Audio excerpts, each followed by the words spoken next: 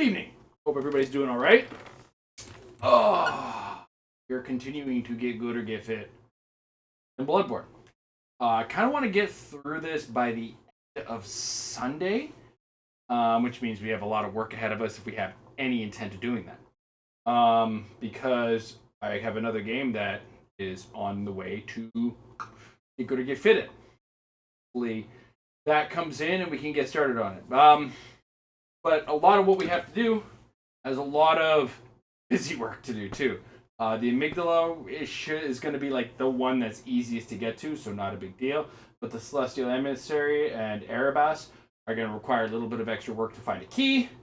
And then Martyr Longorius, we have to find the invitation to Cainhurst Castle. All the while, we have to remember that we're on the lookout for umbilicals. We're going to try to get as much of the busy work done first before we start going to go see the amygdala. So let's get that out of the way, and without much further discussion, I hope I'm not muted right now because I didn't do a sound. We're good. Okay, let's get the show on the road now. I'm going to adjust the bike because I just realized I put my table with the microphone and my Steam Deck a little too close. So what we need to do first, we need to go back to the Unseen Village, and specifically the chapel. We need to go to a little hole in the fence, go get, I believe it is, what we need out of this. Now, we have some quick, easy outs, too, to just kind of get to where we're going, but mistakes can get made, so we are never not in danger. I'm in danger at all times. From something, right? Oops. Ugh. Okay. And we'll do this to... Wait a second. Not be themselves. Everybody chill out. Thank you. Right. Walk on by here. Door open. This is not what we... Oh! Duh. Okay, I'm a dummy. We're gonna find our way through this, I guess. Oh, you jerk.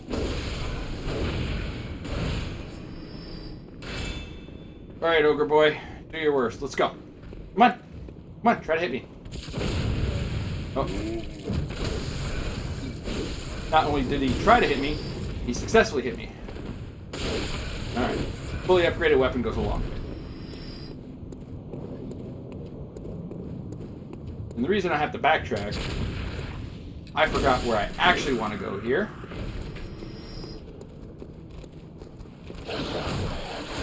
Stop, back up.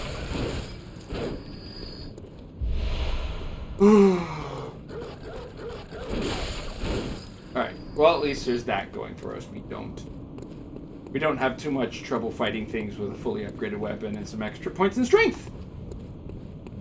But we're going to double back, come back in, because I'm going to go for full health. And try this again, because I actually want to backtrack, oddly enough. Before I do, we should check. Inventory. Keys. Iron door key. Lecture theater. Mariam. Odeon tune key. We don't have... No, we don't. Okay. We're gonna try this again. Exactly the same place. I primarily play on PlayStation, but I'm gonna be giving it a bit of a break. I've been taking my losses a little too close to heart. I play on the PlayStation 5 specifically, but I think PS4 and PS5 are compatible as far as gameplay is concerned. I think what I'm going to do is I'm going to give myself a bit of a character switch.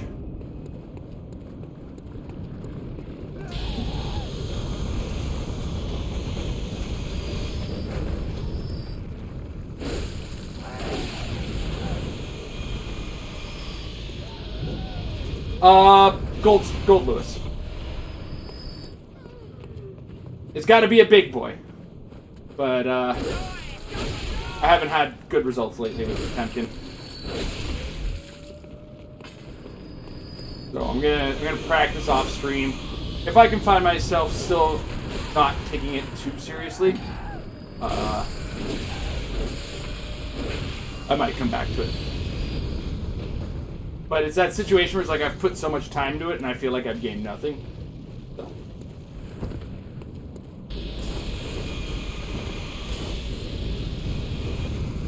Oh shit.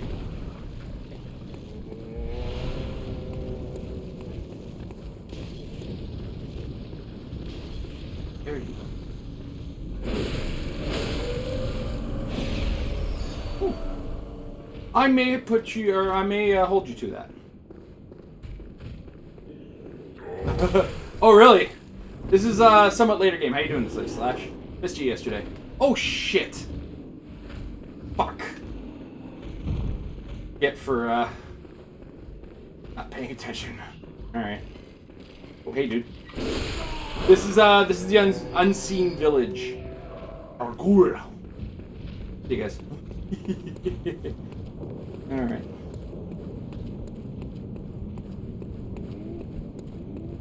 I know I've been here on my previous playthrough.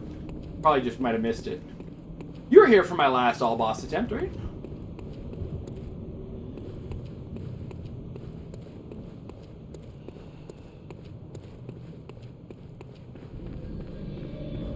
Oh, uh-oh. Uh-oh. Oh, jeez, that's too far back.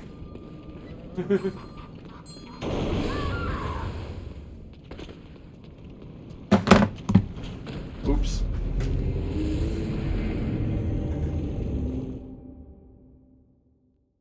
Oh, wow. Okay, I may definitely...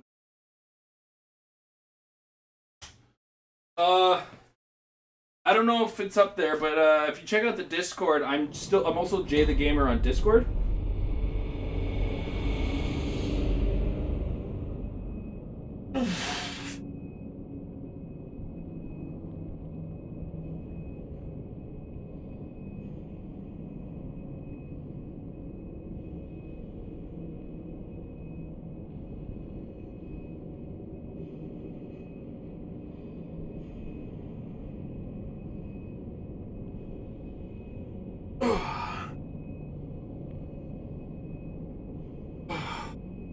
I am infrequently available, though.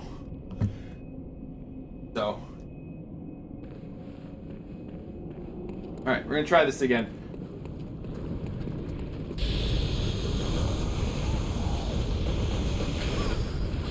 Bruh.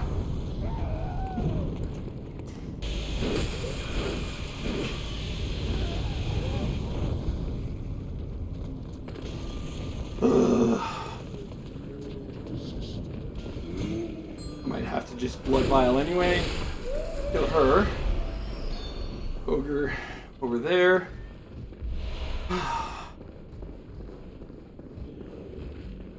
I should have gone for the heavy.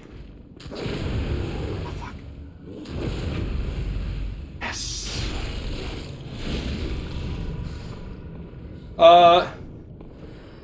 Sir, I have a parrying gun. Thank you very much. Have you know?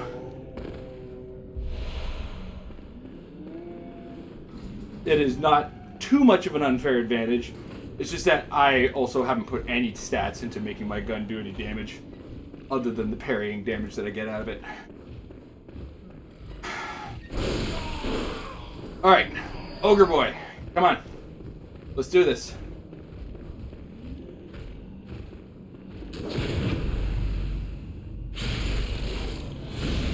Give me your spleen, sir.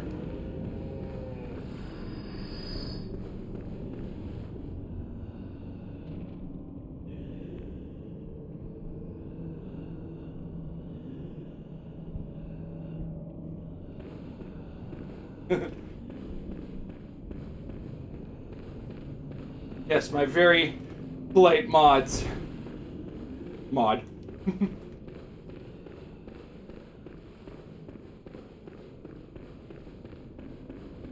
We'll greet you as well. Alright. Now let's see if we can do this without getting shot in the back this time.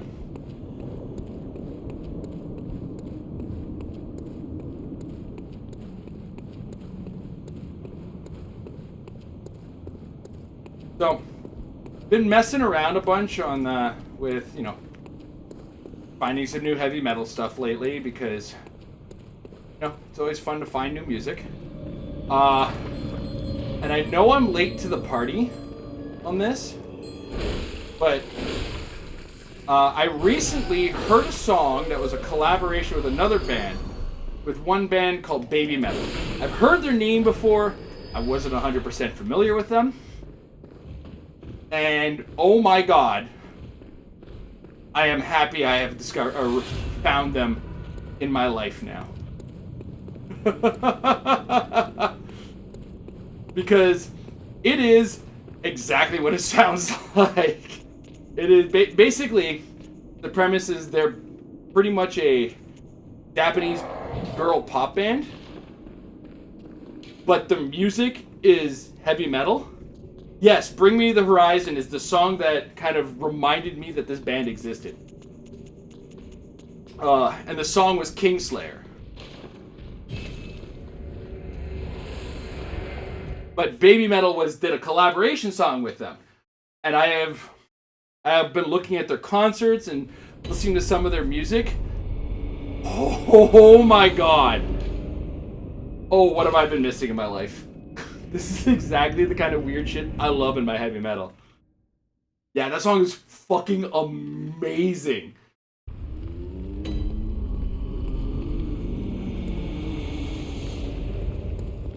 Alright, now, we also have to...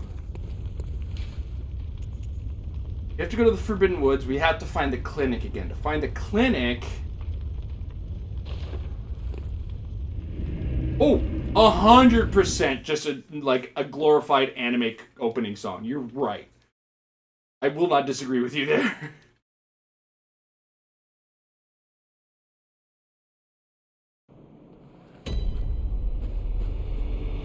And you know, if you get a Japanese pop band who really melds well with heavy metal, that's what you make.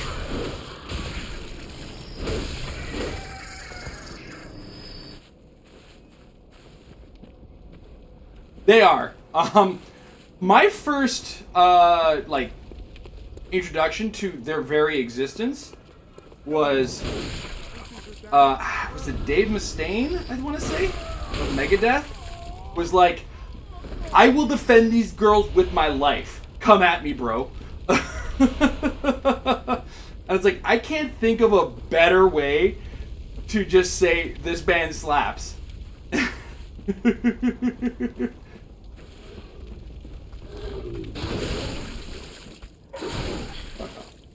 How do you still hit so hard? You're so like the past to me.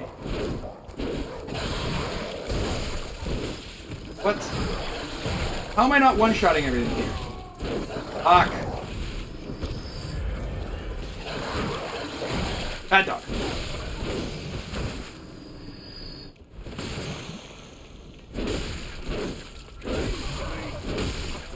Well, make me whip the gun out on you sons of bitches. I will.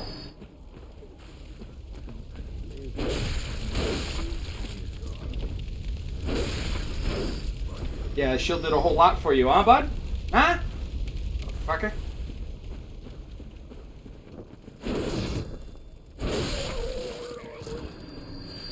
Would be pretty close to.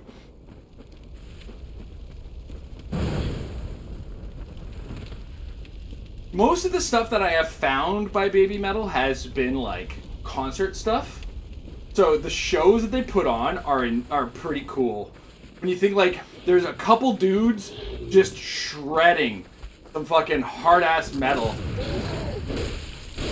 And then these little girls, these little dresses pop up and they start like jamming with the heavy metal music. Bands like this are the reason why I will never let up on my argument that Lady Gaga is heavy metal under a pop music thing. Yes, exactly. Oh, dude, and we want to talk about mixing genres with Electric Callboy. Holy fuck. I'm going to be right back, though. I got to pop to the washroom. We will continue this metal conversation when I get back, and I actually have to do a workout anyway.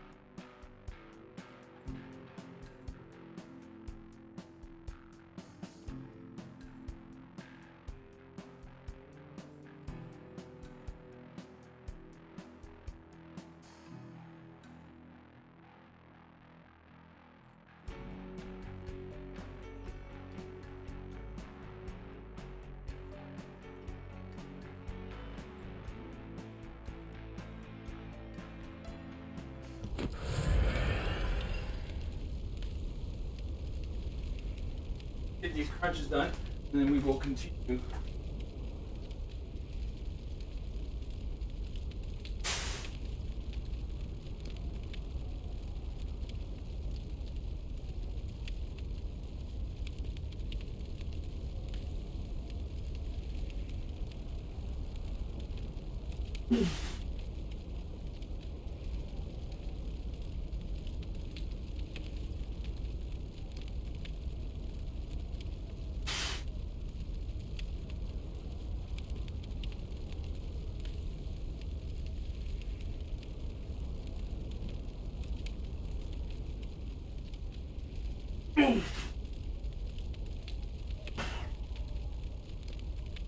So, on my way to the washroom, and since Electric Callboy came up in conversation, I was thinking to myself, like, in the past 4 songs they've made, we're gonna say 3. They've basically made songs with like 7 different genres of music. A lot of them varying degrees of rock. Not a problem, right? But there's like, so let's lay it out. So their last 3 songs were Spaceman, or I think it was called, which was like German rap, techno, and rock music as they do, heavy metal.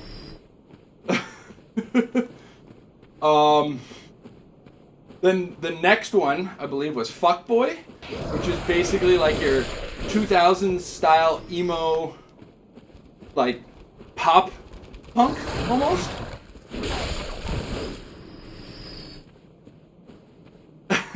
and then you had their most recent one, Huracan, which is like a modern pop song with like deathcore metal at the very end. Like, when you say a band has range, they took that and they're like the musical equivalent to a zoner. Like, absolute insanity.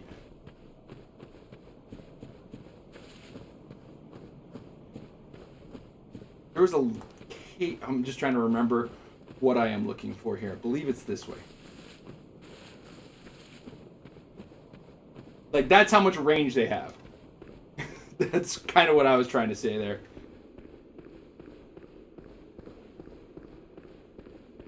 Oh, yeah. Dude, I suggest, if you like music that surprises you, I would suggest adding Electric Callboy.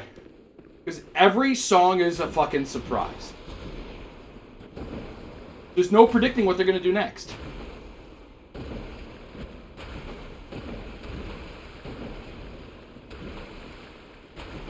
There will always be a degree of rock to it. Rock is definitely like the consistent thing that they do.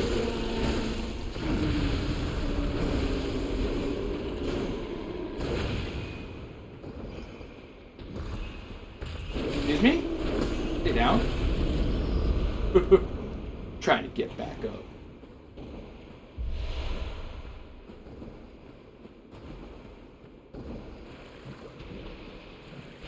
Fuck you, Miyazaki.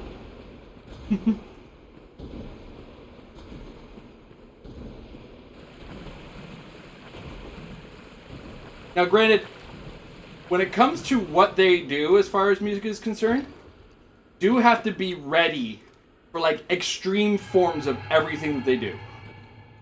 You know what I mean?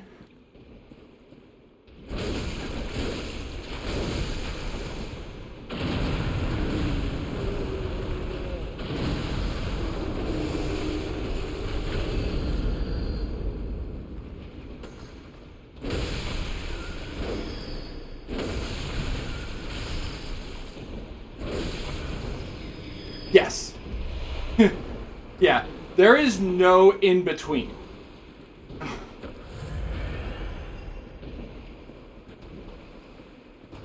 Your EDM goes hard. Everything goes hard.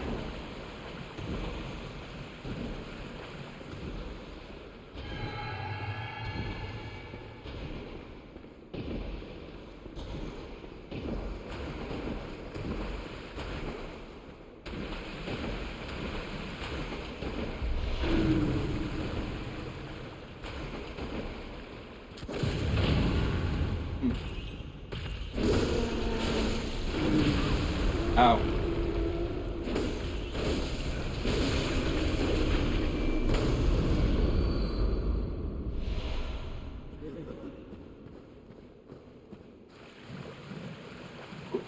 Oh, I'm getting poisoned.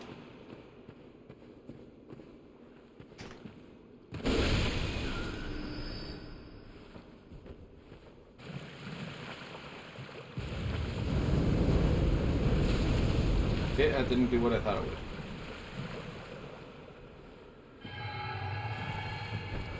Alright. Fucking poison swamps, man. Splish splash this, Miyazaki. Back to the fast piece of songs have been on about my music tastes are goddamn all place. Oh yeah. I'm with you, my dude. One day you'll catch me listening to like some sort of rap. Other days it's mostly metal. But sometimes you'll catch me with a little bit of an EDM bop, right?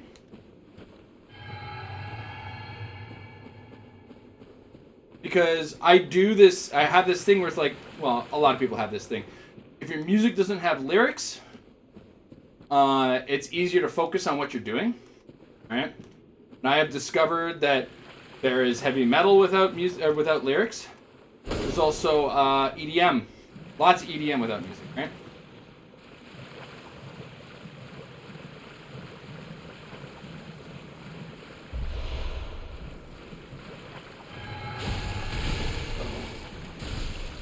Stop.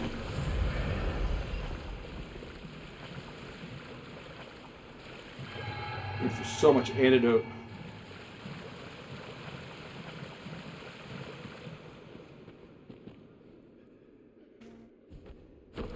When we leave this area, we're gonna...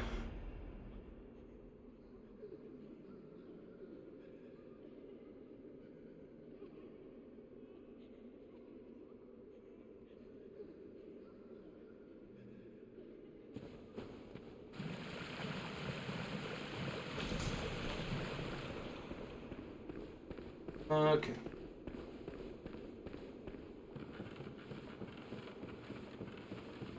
But yeah, it's always good to keep like kind of an open taste in music. Like, what good are you if you kind of limit yourself to a genre? Or rather, you find yourself able to relate to more people if you have more than one genre of music you're willing to listen to.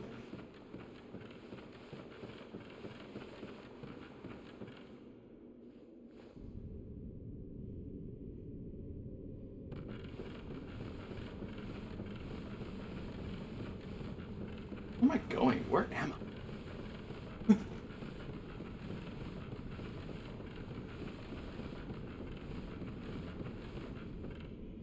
Here we go. This is exactly what I was looking for. Open the gate here, and then we're gonna go do a workout. We're gonna sit right here doing what we do.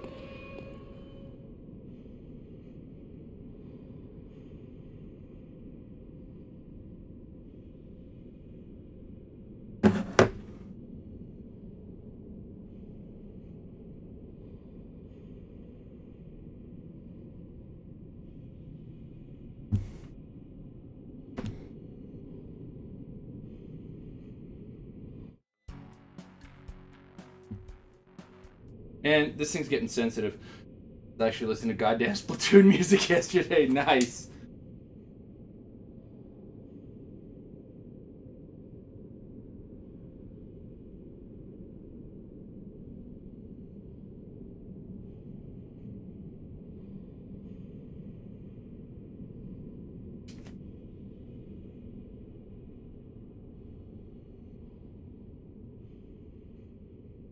Second here. Ugh.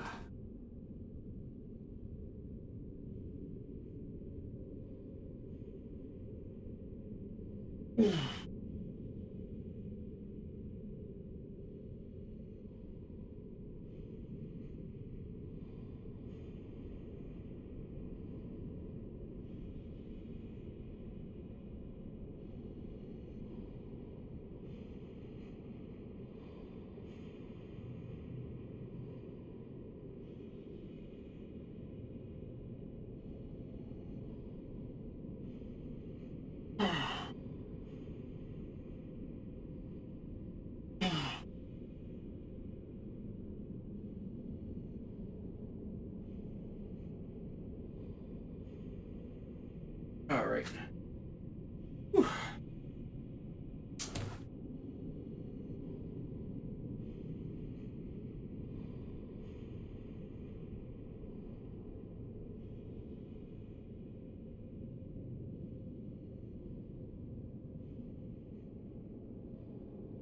Okay.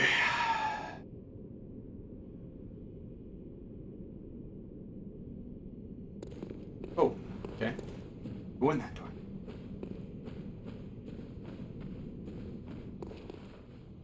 And know I am where I want to be. So we have that.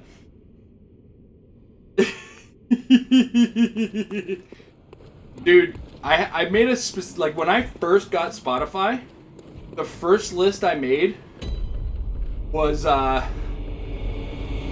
my like guilty pleasure songs. And it was like the mixture of, if you were to describe like the mixture of music in it, it'd be like the combination of like a gay club and a retro bar.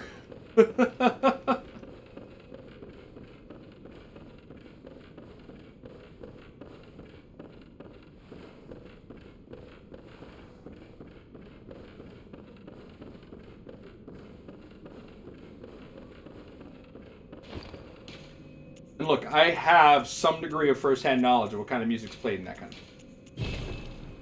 No follow-up questions.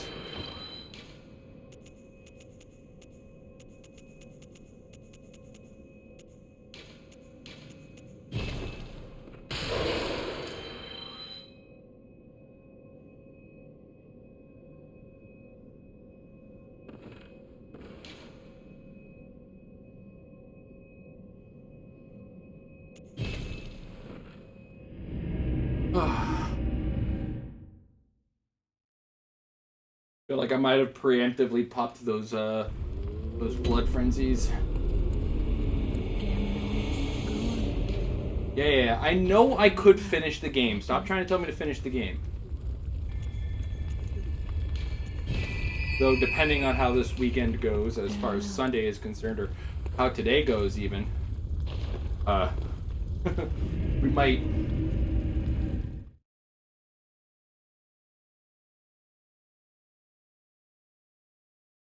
Weird. Go-go dancing escapades. I wish. Dude, the body I just got rid of, there's no way go-go dancing is in that past. Come on now. Have you seen my before picture? Although that is one of the funnier stories in my life. If we want to hear Jason's weird escapades from his past.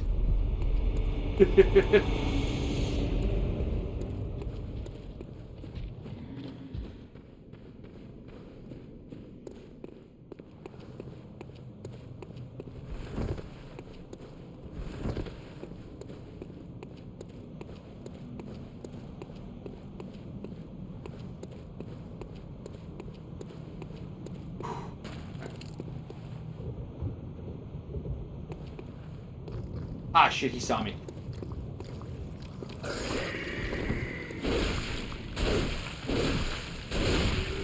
Whew, made it out without him stealing my brain. No brains for you today, motherfucker. It's my madman's knowledge.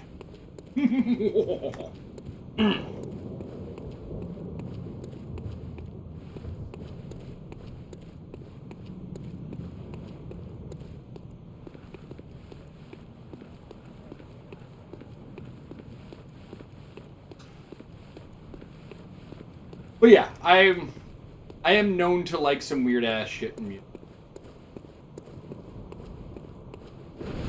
Part of it is age. You know, you get a little bit more of an open palette for music. Still can't get into country. Can't explain it.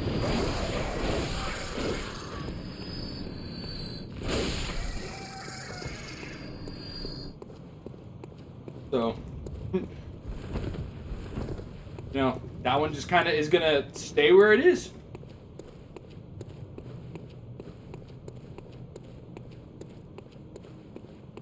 Excuse me.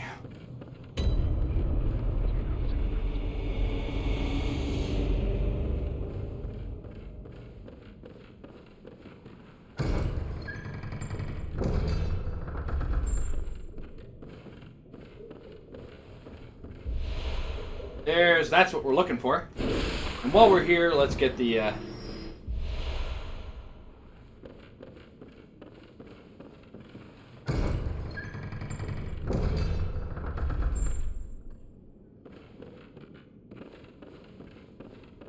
fair enough.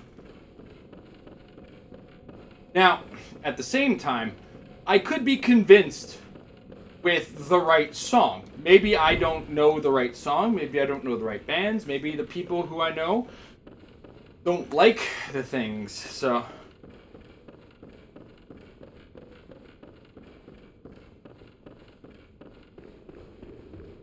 usually I'm an easy sell with the drums. That's it. That is the easiest way for me to go, ooh, I like your shit.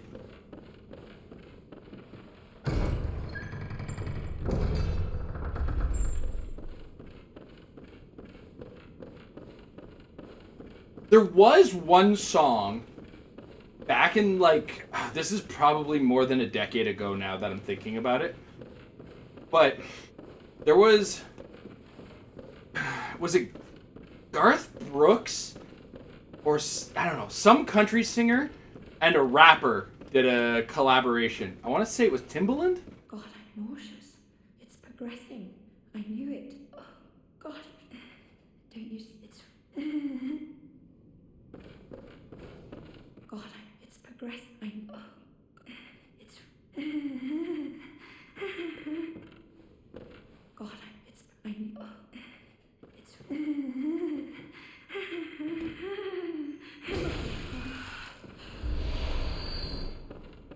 I didn't want to go through a lot of work for that. No, not Lil Nas X. No. This is, like, when I say more than a decade ago, like, I think Lil Nas X is maybe 10 years old at the time. Like, he's a youngin'.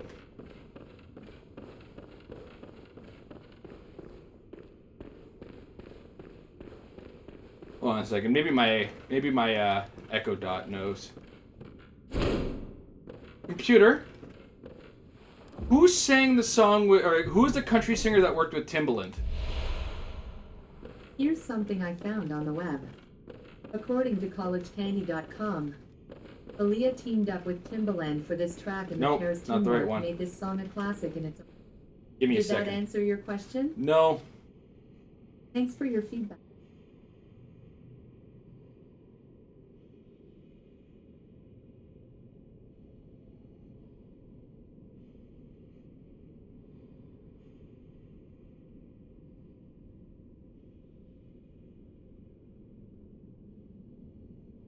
No, that's not the right one.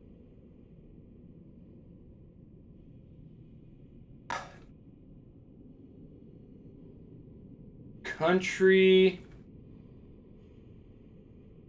rap collaborations. Here we go.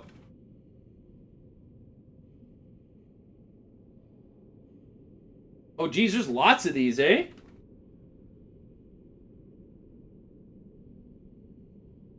Julio and Kenny Rogers. Taylor Swift. Ludacris. No, much older than that. It might be the Nelly and Kane Brown one that I'm thinking of. T-Pain, Taylor Swift. KLF. Nelly and Flo Rida, Georgia Line Cruz. Snoop Dogg, Willie Nelson. Of course, it's Snoop Dogg and Willie Nelson. No, it was Nelly and Tim McGraw. That's what I fucked up. Nelly and Tim McGraw. That was the collaboration.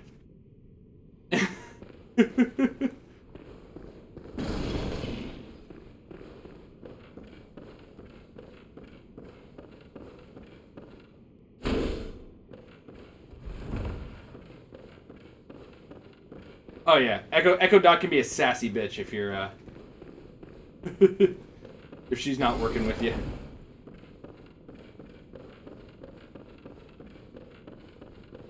How many thirds of umbilical cord do I have right now? 2 thirds. I need 1 more third. Future Jason's problem.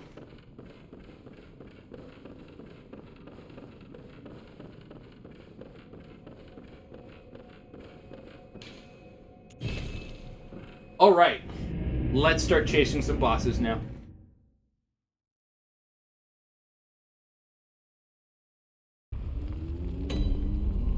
After a quick...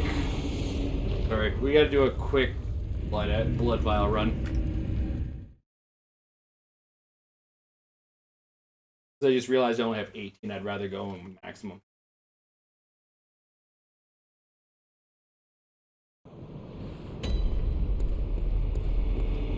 No. Bro. Go to sleep.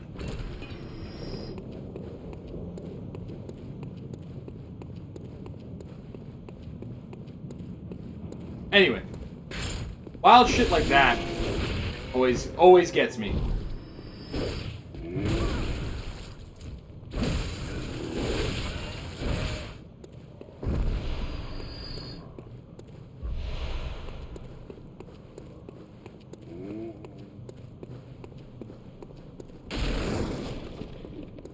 It was actually the Grammys. Was it the Grammys that always used to do shit like that too? There'd always be like live performances, and they'd always be really weird ass combinations, like Eminem and Elton John.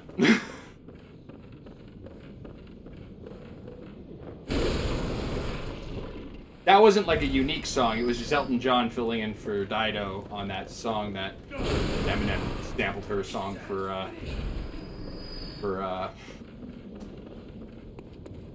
Stan, I think it was. A song whose meaning has drastically changed the past little bit, eh? Bro, let go of me. Let go of me. Let go of me. Dude, you're not doing any damage. You're just annoying me.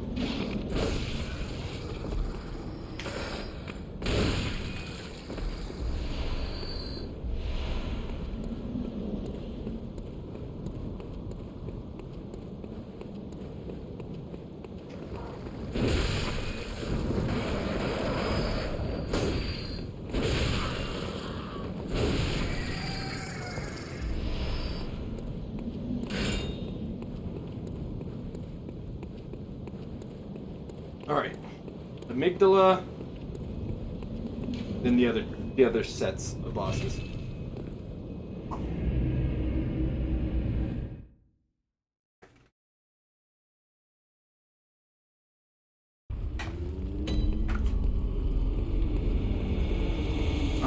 We want to go up here.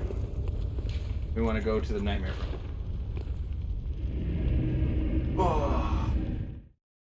Oh, I might need to stock up on antidotes. I think this is a poison swamp area.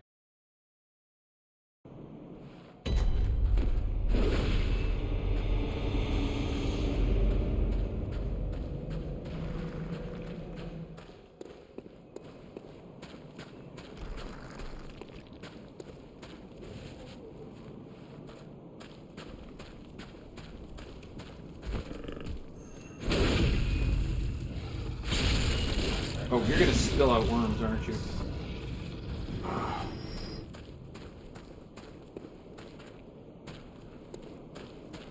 There's the bell ringing bitch.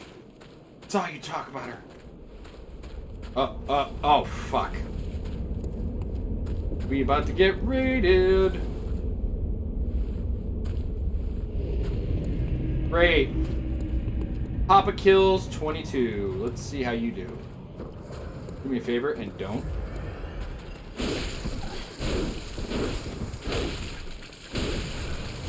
Sir, I told you not to.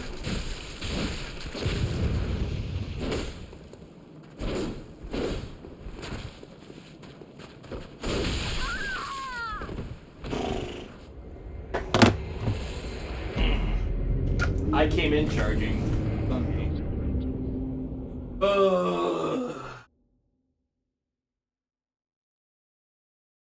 Player deaths, am I right?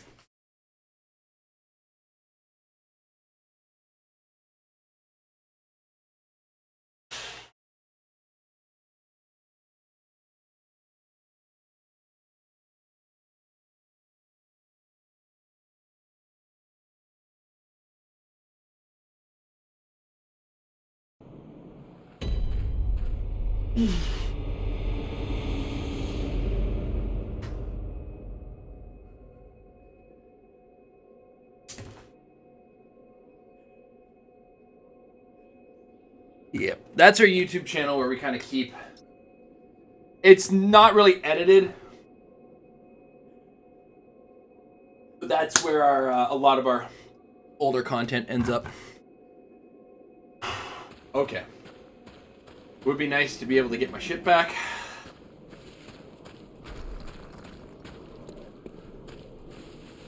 With no trouble.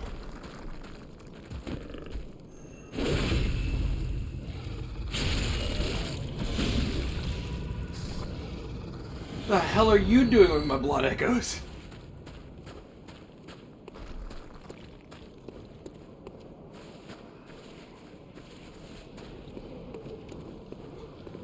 Oh, come here. You lucky son of a bitch. Oh, you killed it. That.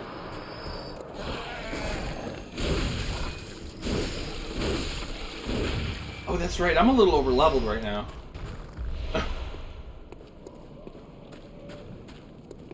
Because we're ready to finish the game.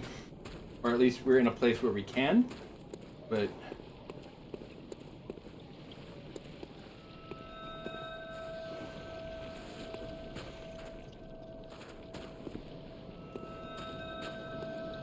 where's the bitch?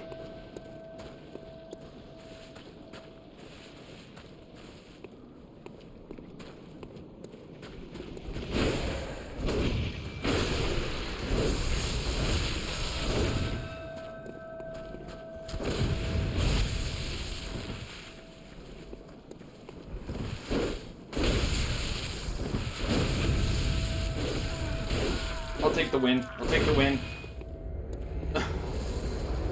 Oh, crap. Crap. Oh.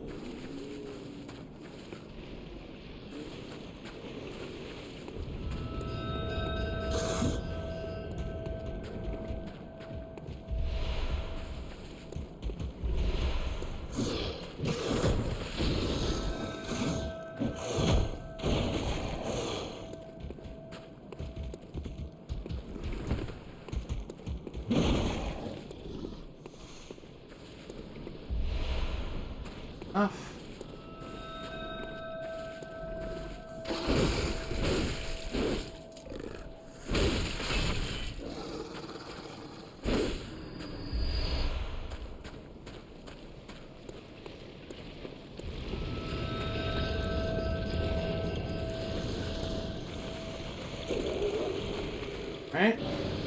Hey, there you are. Making too much noise.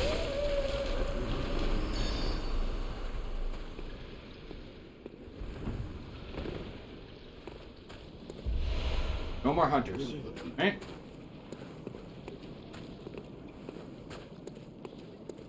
You guys are done messing with me? Get to him, get to him. Get to him. Biffed. Oh shit.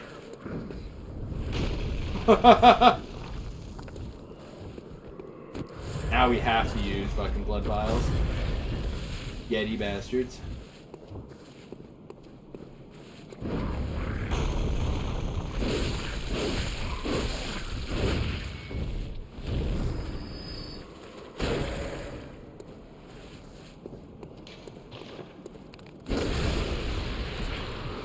Really?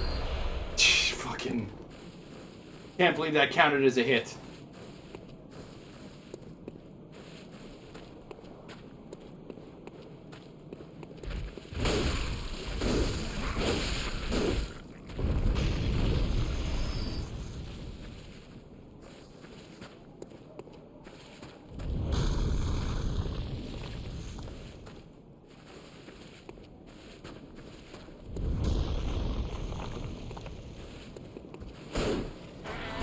Good. Ow.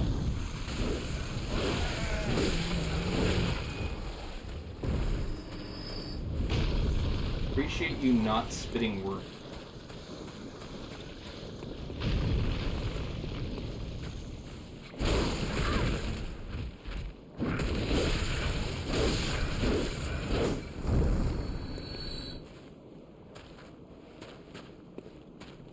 Alright, I think we're almost clear this area enough to do our workout.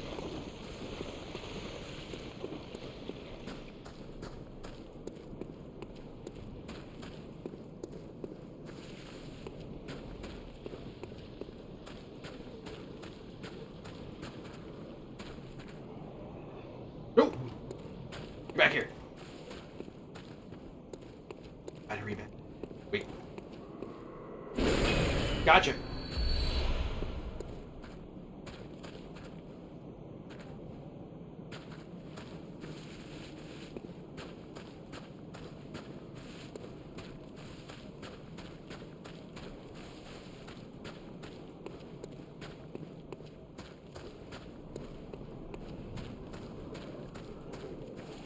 Alright, this should be a safe enough place to...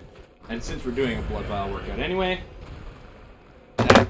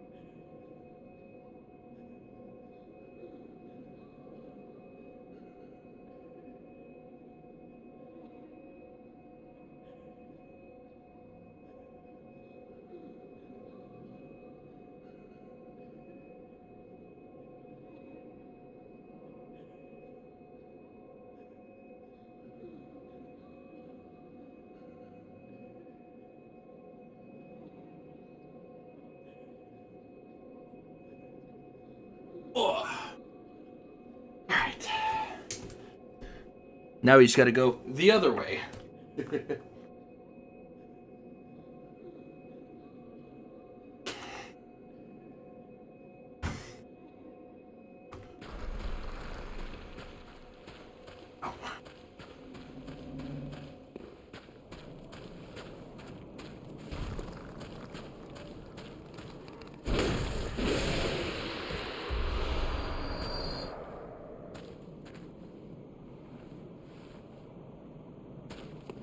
You have to go the way around the...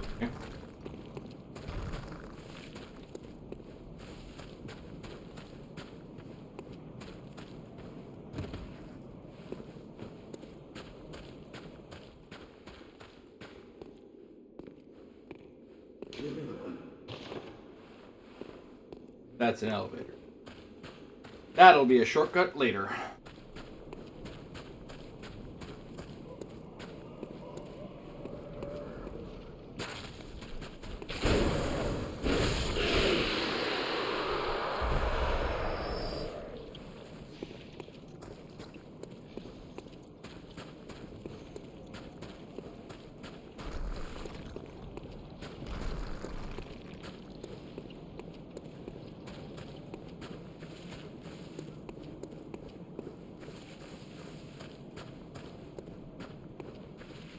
Next stop, this junk.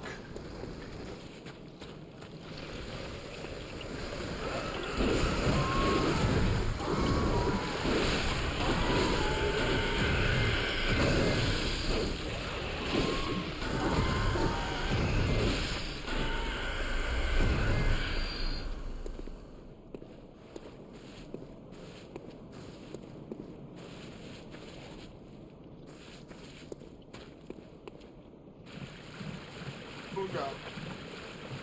Oh, it's low poison, low movement.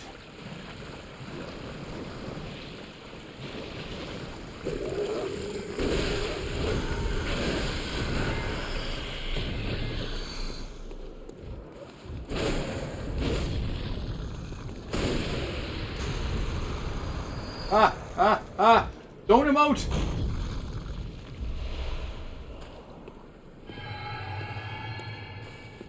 Now is not the time for emoting. Oh, good. Good, you're dropping antidotes on me. Thank you.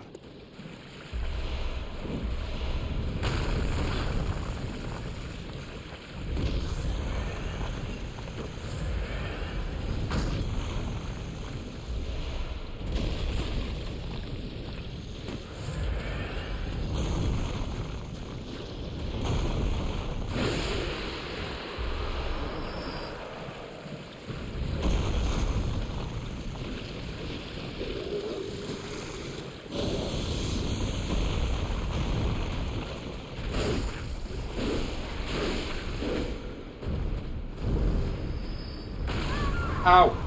Oh, get fucked! How did that one-shot me?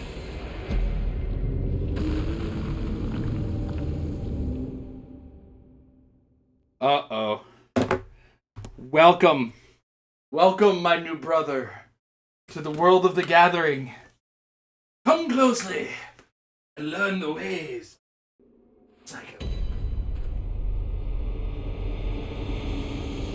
Learn the powers of the color pie.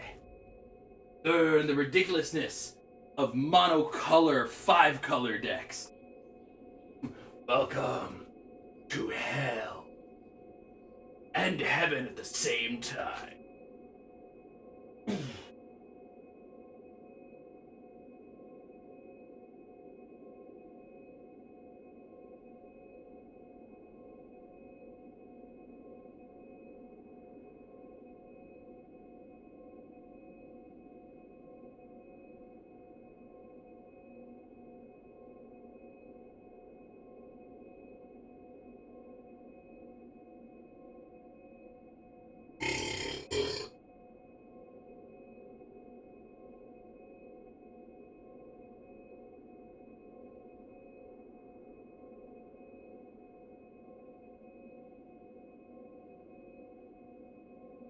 Oh.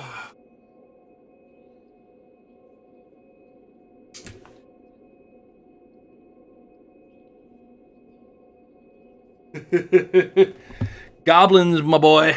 What format is your goblin deck?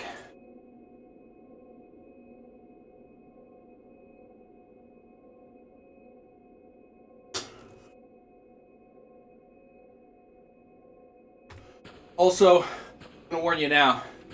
Black-white with a plan of big creatures. You will require specific tools that are not easy to get.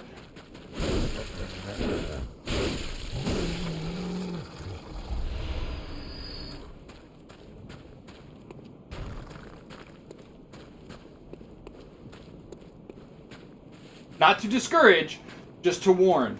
Black and white have a mana problem. Well, black less so. White definitely has a massive mana problem.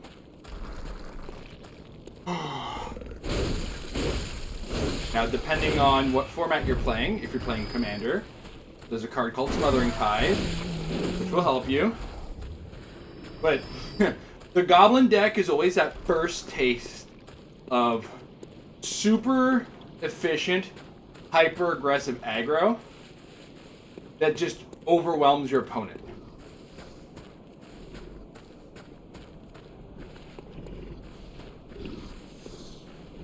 It's definitely a classic favorite safety tool of mine. In modern vernacular, they call it red deck wins. Because it's just red deck doing what red deck does. Turning creatures sideways and targeting spells to the face.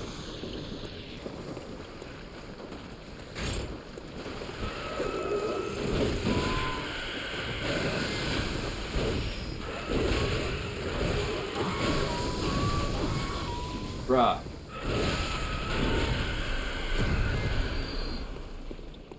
Well, yeah, you'd never overcomplicate it early.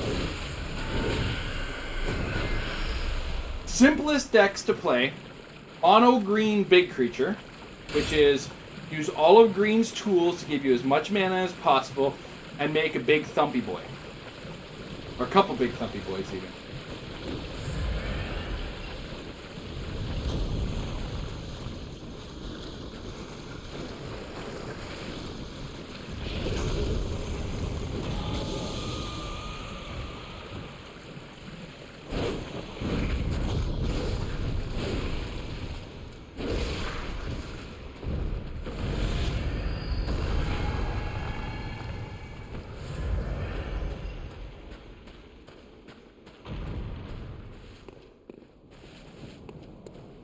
black and white, I'm going to use some terms on you. I'll try to explain them. Oh, fuck off. Here we go.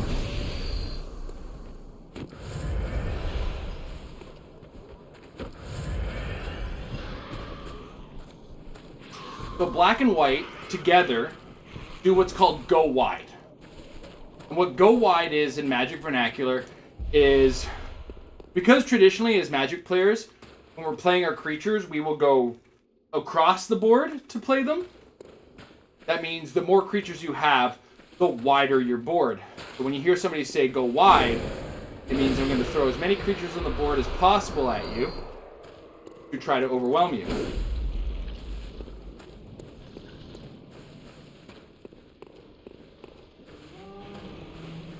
So green decks will traditionally go tall, which means I'm going to have a big-ass dude who, regardless of whether or not you block, is going to do damage to you.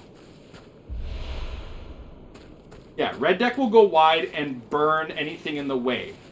Clear out the traffic, basically. Right? Black and white do the same thing because black has all the tools to help you clear the highway for you, right?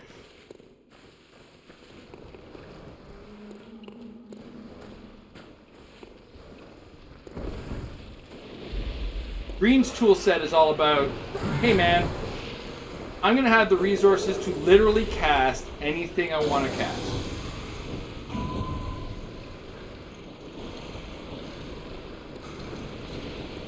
In fact, red-green, traditionally called rule, don't worry about the name of the names of the multicolored decks. It comes from a very specific zone of magic, we'll call it, called Ravnica.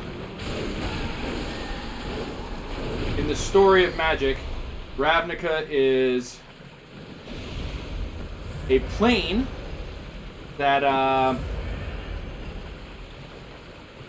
that is run by guilds, and every guild is represented by two colors. So if you hear somebody say the word Gruul deck, they're referring to red-green because that's the clan in Ravnica that uses those colors.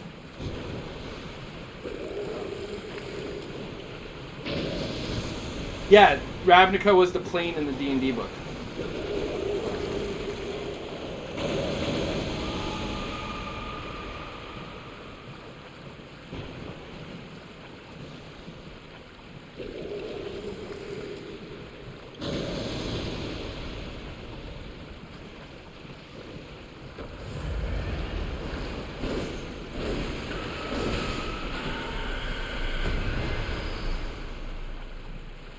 I am so lost.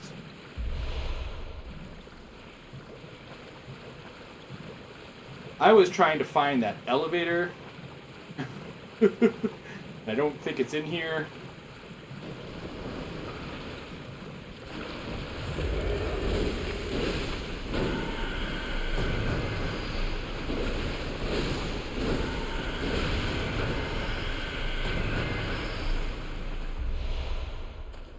Great Deep Sea? Isn't that a Canadian band? Great Big Sea.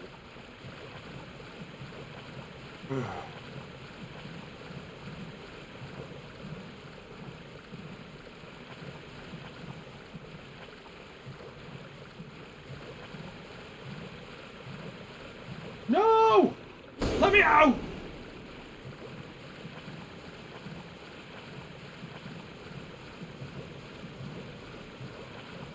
Miyazaki, I'm going to kill you.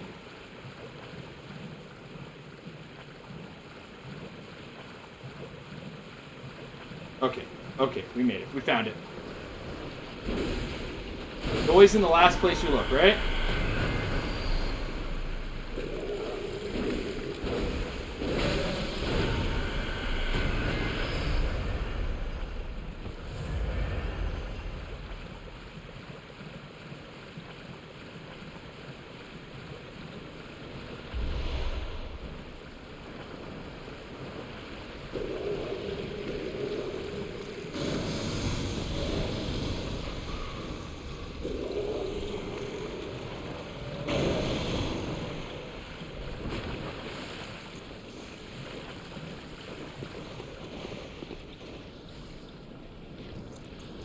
Everything about this was a bad idea. I have just wasted so many resources trying to get here. And I still haven't found a shortcut. Before I go fight the guy, I'm going to go do my work. That's something. That sort of makes up for it.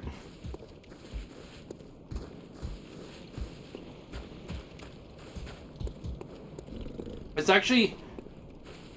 I was thinking about Ravnica just in the middle of all of this. As a plane, because it's pretty funny. Hey, to Grongo, thank you very much for the follow. This is what we're looking for. Okay. So to explain that, X, if it's a mana cost, you're allowed to spend any amount of mana that you want on it. If that makes sense. So let's say you have...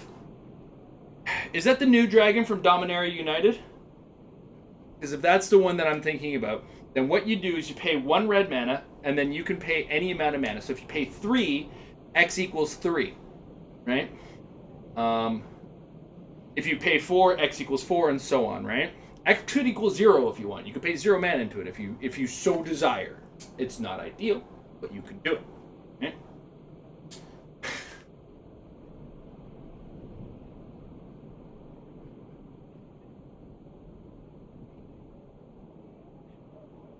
A 1 red and X for a flying haste dragon, correct? I might have one. Give me.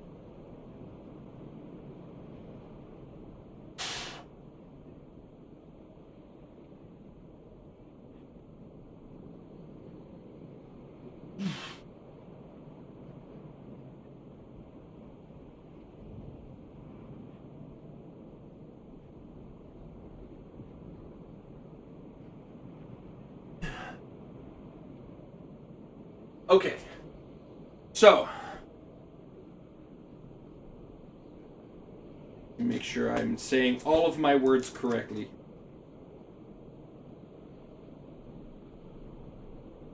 I didn't pull one. Great. Okay. Doesn't matter. Because Shivan Devastator. Cool. So what that does is, because you can spend any amount of mana that you have available, you could technically have anywhere from like a 1 to infinity creature, depending on how much mana you have to tap, right? So, as an example, you have 5 mountains, let's say. Okay, we're using this as an example. Okay, you have 5 mountains up, and you want to play your Shivan Devastator.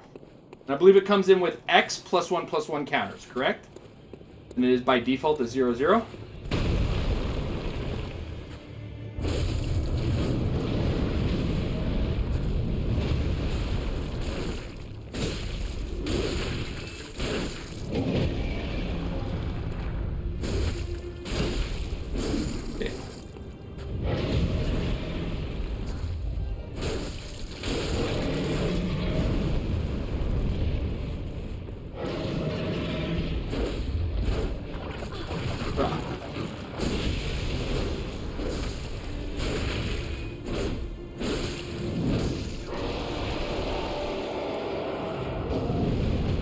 So, if you have 5 mountains up, and you tap all 5 of them to cast your Shivan Devastator, it will come into play.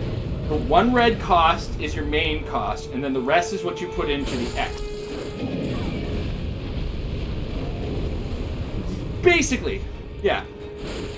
It could be a 1/1 flying haster if you so wanted. It could be like a 10/10 flying haster if the situation presents itself.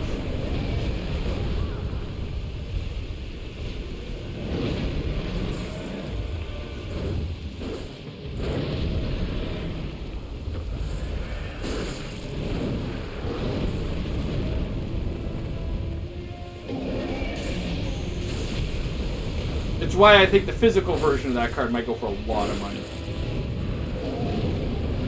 And I'm not sure if that's going to be like, as far as investing in it, should I invest early or invest late? I don't know.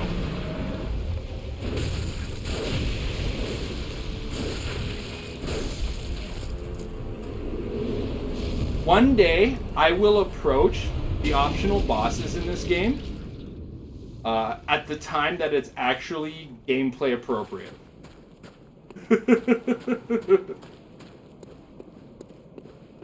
Yeah, and it is. And there is absolutely nothing wrong with it. And that kind of early awareness is really good for someone just getting into the game.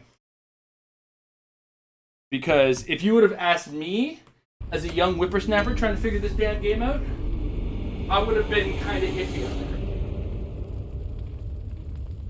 Now, there is the rule of diminishing returns on that. I'll explain that some other time once you're really into the game.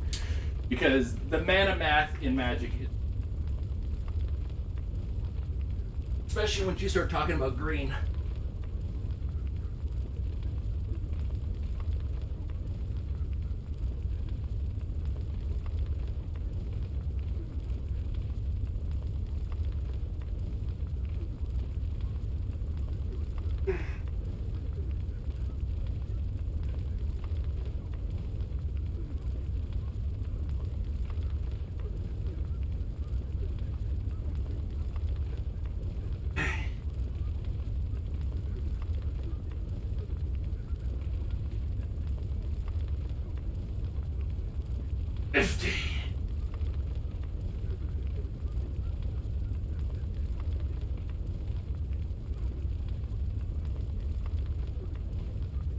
So, mana math, I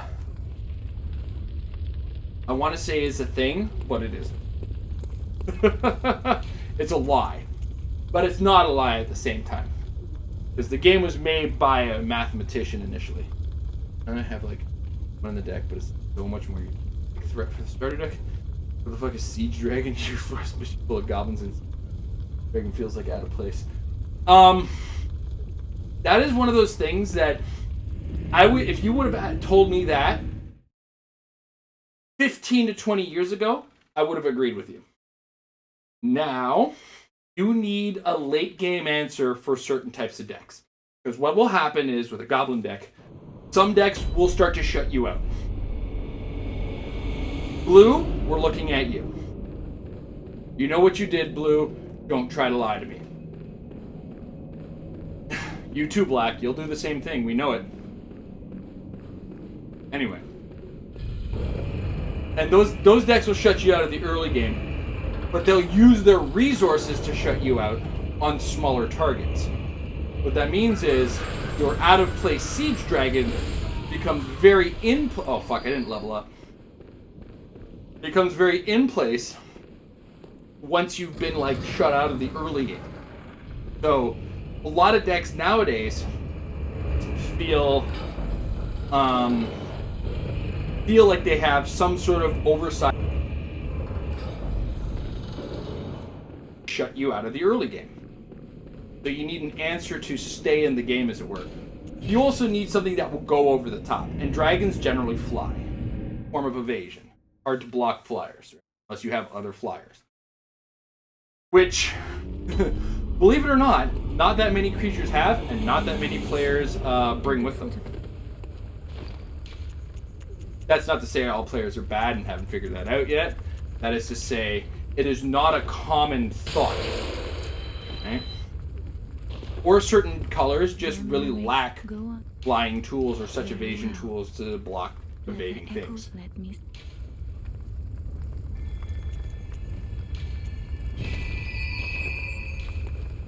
Very well. Now, stop me if I'm ever going too fast. I've been playing this game for almost 30 years. Or I've had an understanding of this game for over 30 years. I still mess up on certain power level readings on some cards here and there. And my buddy and I, who we work together on decks often, we both have the problem of very dated knowledge.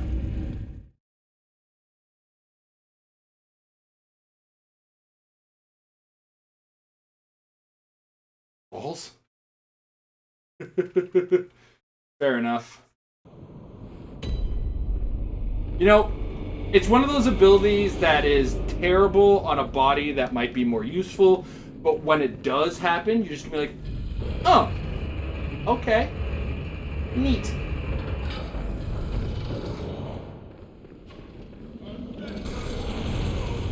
I don't know what I am doing here. I don't know why I avoided that one guy.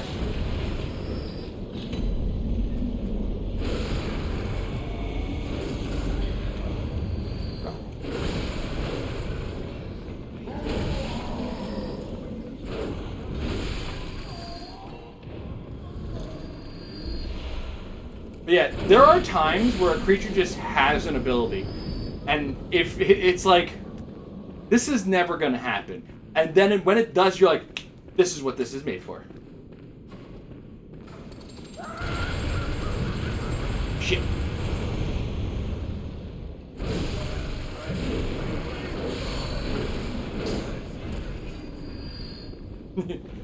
Fair enough. Fair enough. It's a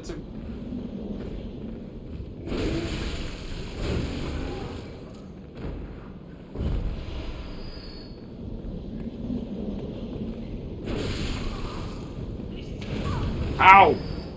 Why you hit so hard?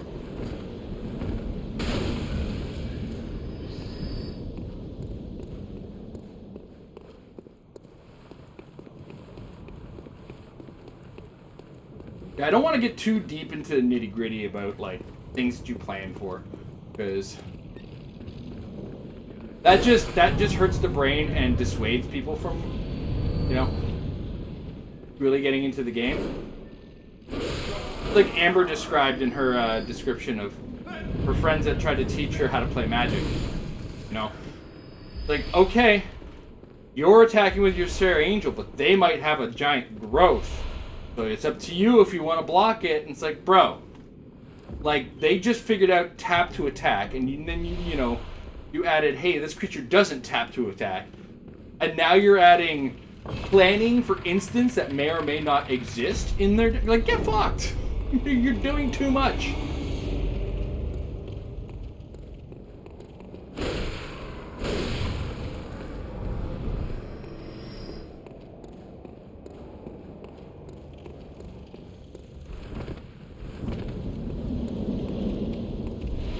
The bonus, though, is you're starting with Gruul, which is great. That means, is that creature big and easy to get out? Git Gud. Shit. Fuck, the lantern was right there, too.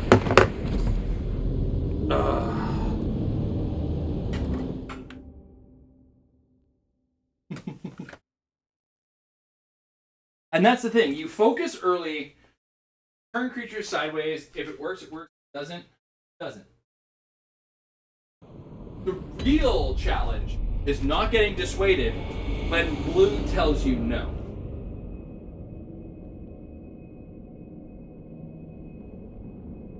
And it will do it.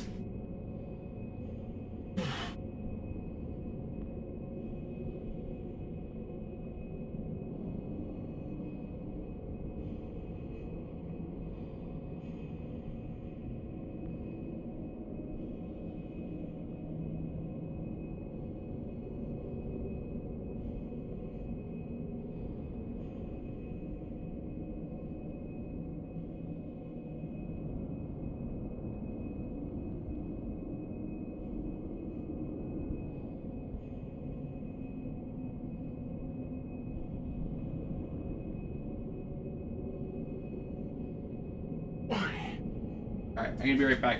Off to the washroom again.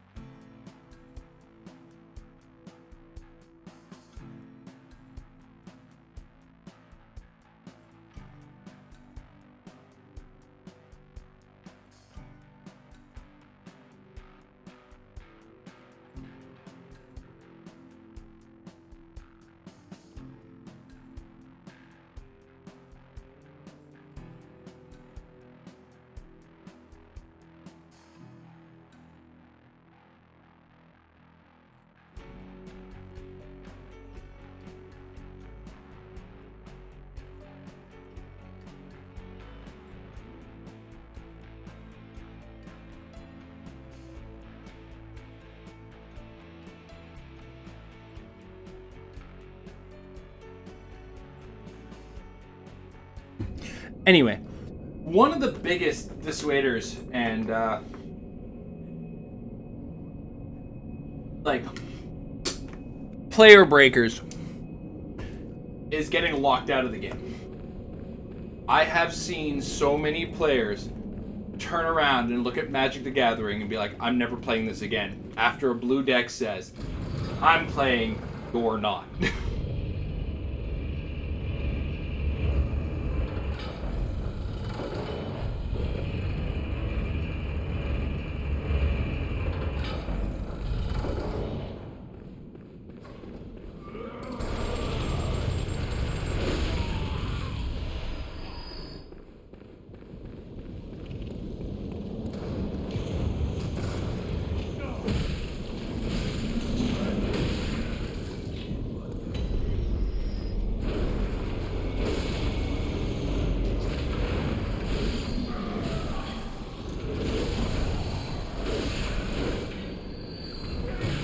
Damn it. I'm playing this part very sloppy right now.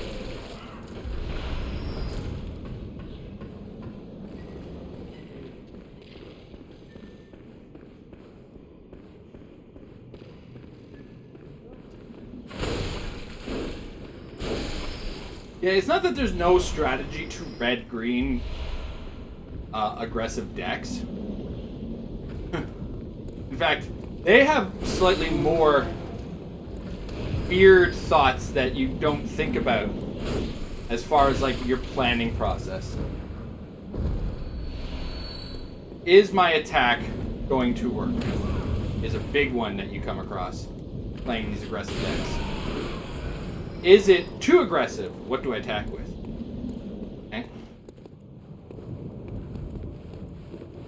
Okay. Yeah. Yeah.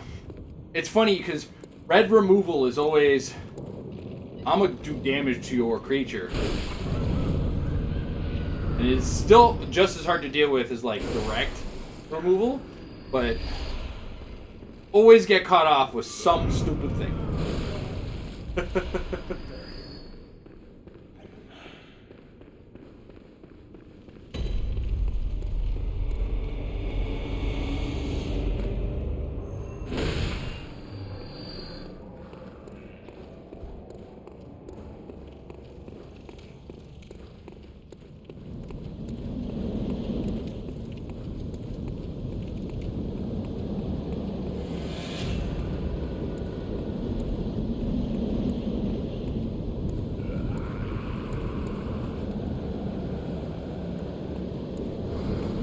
Oh shit.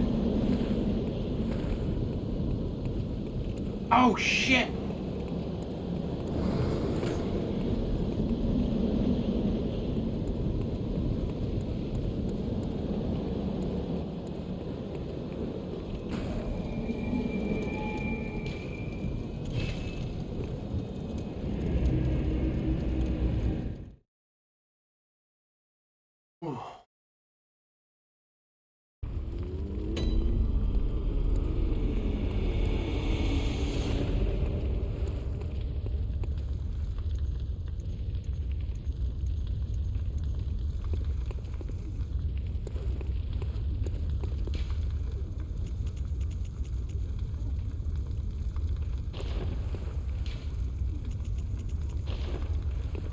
One thing that grounds me is I'm realizing I'm playing the Soul Bad Guy deck. Keep punching your dick and just keep doing it. Make me wake up. BP, the next thing they summon could keep punching them in the dick. Yeah, basically.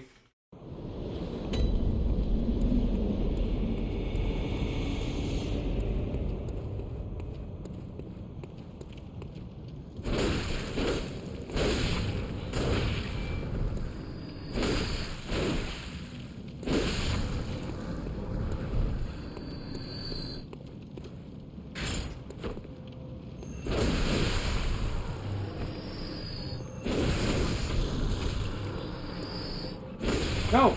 No! Don't go crazy! Don't go frenzy! Don't do it! Don't, you son of a bitch! Fuck.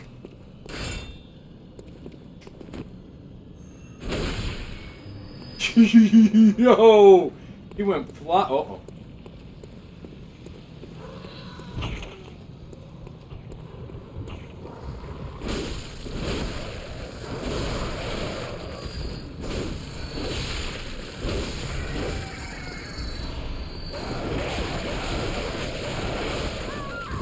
Buy a crow, Jason.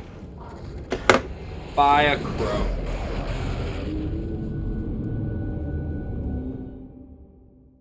That was fucking.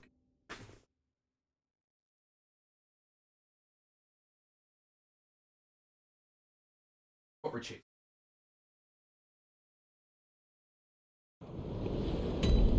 Huh, only 2 buses to go and it's 11 o'clock. Can we do this in 2 hours?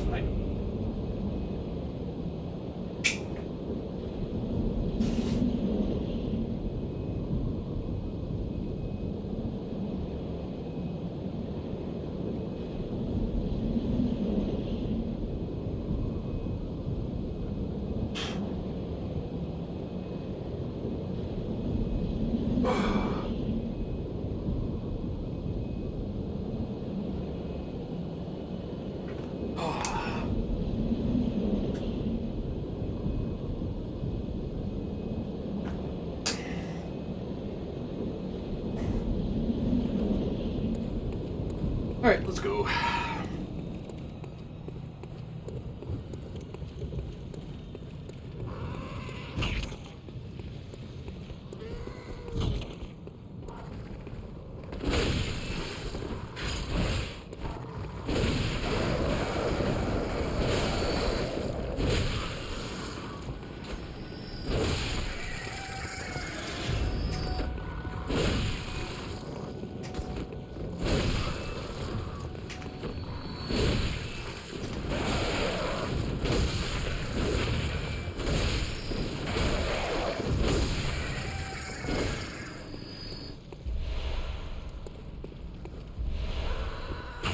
Whoa, whoa, whoa, whoa!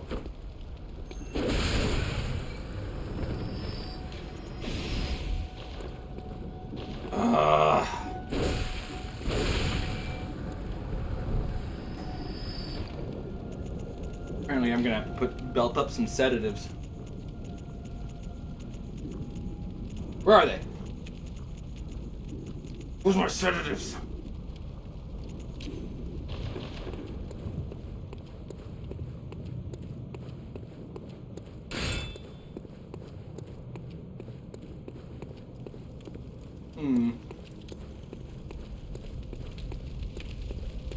You'd be willing to... Thank you for allowing yourself to abuse me.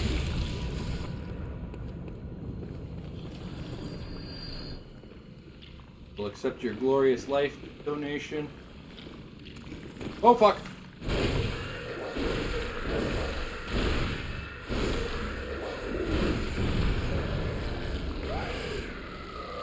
Sir. Stop chewing on my head.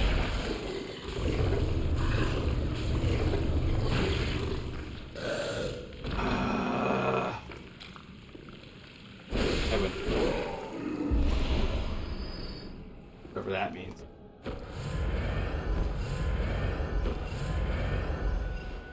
Alright, real quick, what the fuck is going on with enchantments? I've seen them, some happen once, then leave. Others feel like they also get rid of them. Blue thing? I'm guessing it's a blue thing because the no. Okay, so give me a second to work out, and I will explain enchantments to you.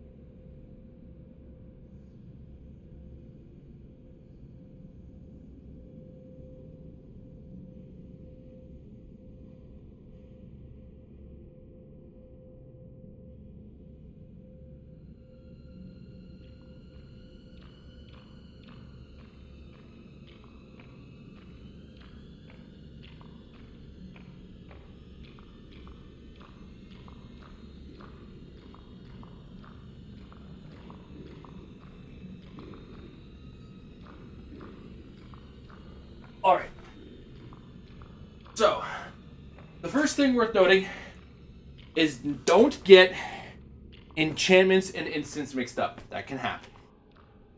But the best way to think of an enchantment is think of it like a creature that doesn't attack. And as far as it's classified as a permanent, and it'll have an effect. Right? So when you cast an enchantment, it does stay in the game.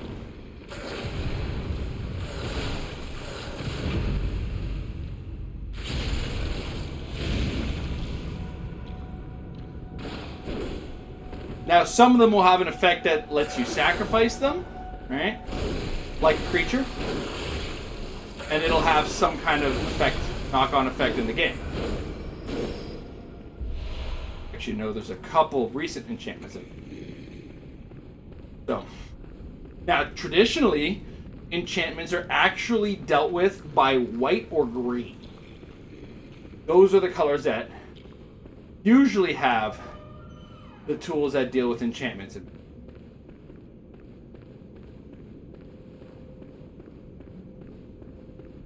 There is like one black card that deals with enchantments, and there's a few cards across colors that like deal with all manner of permanent.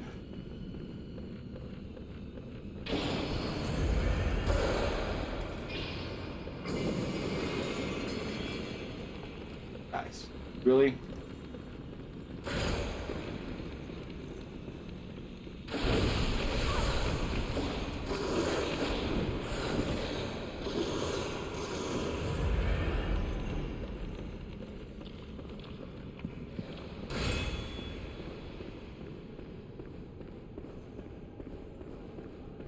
No, traditionally it wouldn't be. Green, because it's like of nature and order, has a lot of tools, or not like it because it's of nature generally as like a lore sort of thing. It will be very anti-artifact and enchantment. Alright? Occasionally you'll have green cards that help that work with enchantments, but green will have, like Broken Wings is an example, Naturalize is an example of more recent and probably more familiar cards that deal with enchantments and artifacts.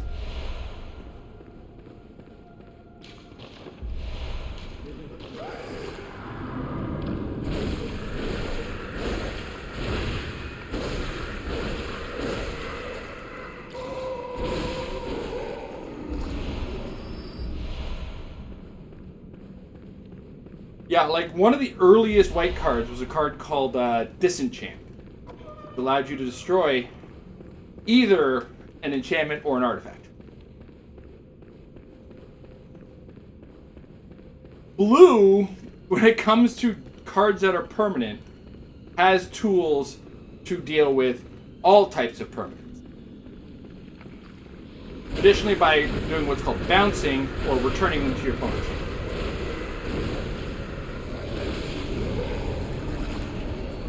Or what white likes to do, which is some form of temporary exile.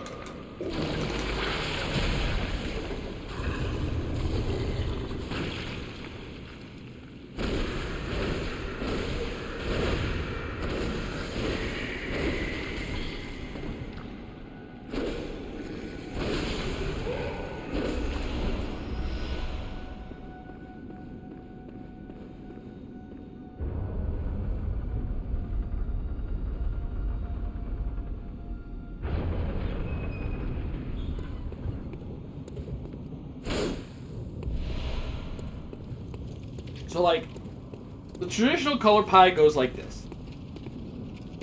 Green is nature. White is law and honor.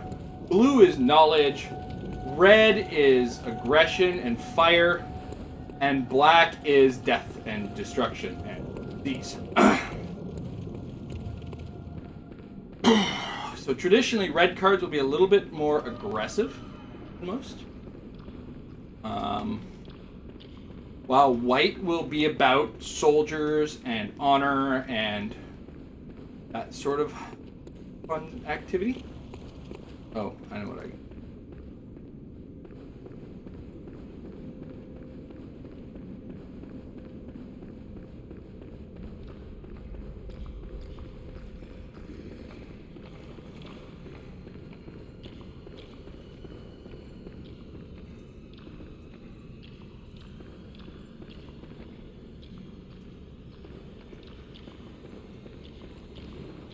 Don't mind me, guys. Guys, I literally said don't mind. 100% went the wrong direction. So, in Magic as well, the gaining of knowledge is reflected by drawing cards, right? Why blue has a lot of cards that let you draw cards. But black, to another degree, will often let you draw cards, but usually at the sacrifice of something. Because black's about everything at a cost. When you're dealing with black in Magic the Gathering, you're generally you're making deals with unholy creatures or sources of power, right? So, if you're drawing a card, if you're doing something that black traditionally doesn't do, it's usually at the expense of yourself.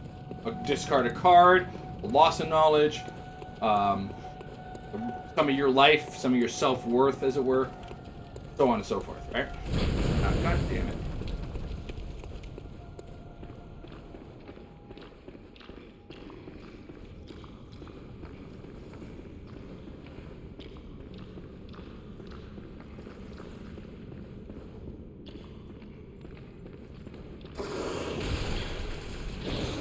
I've always found black is the hardest thing to teach a new player because a newer player doesn't recognize your health as just another resource available to you in the game. You know what I mean? So it's like a pro player or like a seasoned veteran of Magic the Gathering knows Scry is research less than drawing the card. But yeah, trying to teach a new player black, it's like, wait a second. But if I take damage to myself, that brings me closer to dying. Yeah, but if you're not at 0, you're not dead. Right? And life is just another resource available to you. One of the biggest mistakes Magic the Gathering ever made is something called Phyrexian mana. And what that is very well. It's a standard color mana, white, blue, red, black, whatever. But in lieu of spending mana on something, you could spend life. And it turns out that that's broken as fuck. It turns out 1 mana is actually worth more than 2 life. Farewell, good hunter. May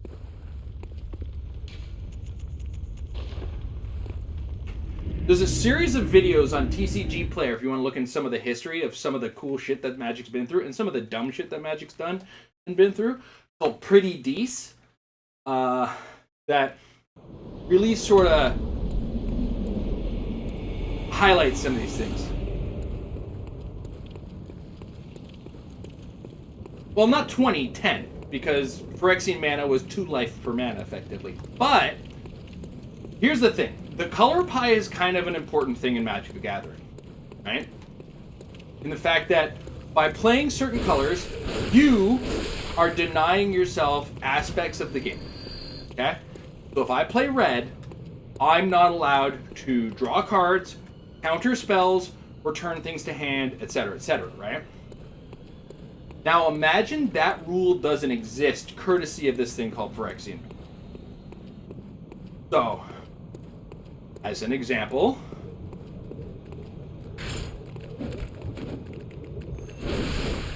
there's a card called Gutshot. Is that the one I'm thinking of? Is that the right one? Right? Deal 1 damage, cost 1 Phyrexian mana.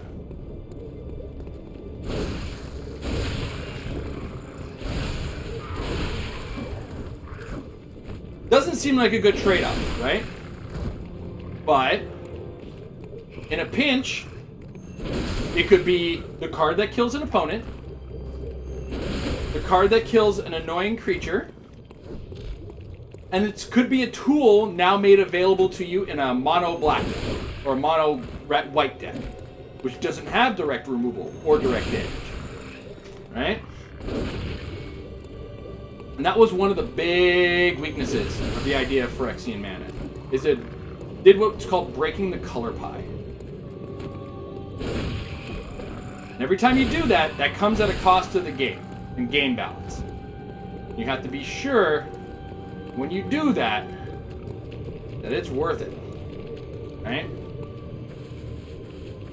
You can't just go breaking the color pie. There's rules to this goddamn thing.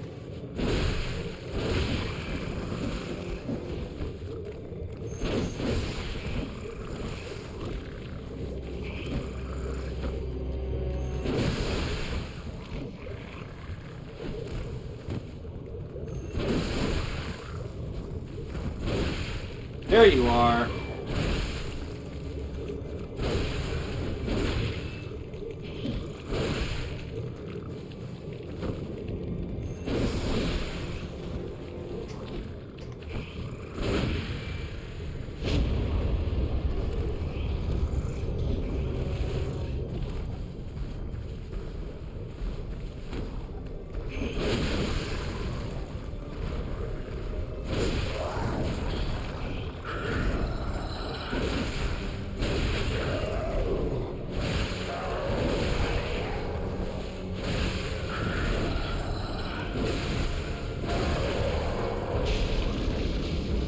Cool.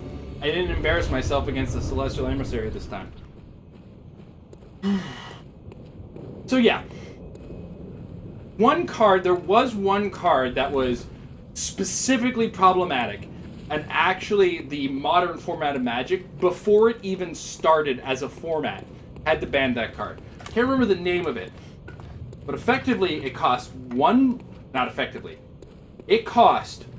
blue mana, one blue Phyrexian mana, so that's 1 blue mana or 2 life, right? Counter target spell that costs 1. So turn 0, you have the ability to counter a card on your opponent's first turn. And that kind of tempo is insane. The funny thing is, I didn't use a healing item against that boss, did I? Like, that's how badly I just beat down the Celestial Emissary. That's my revenge tour right there, bro.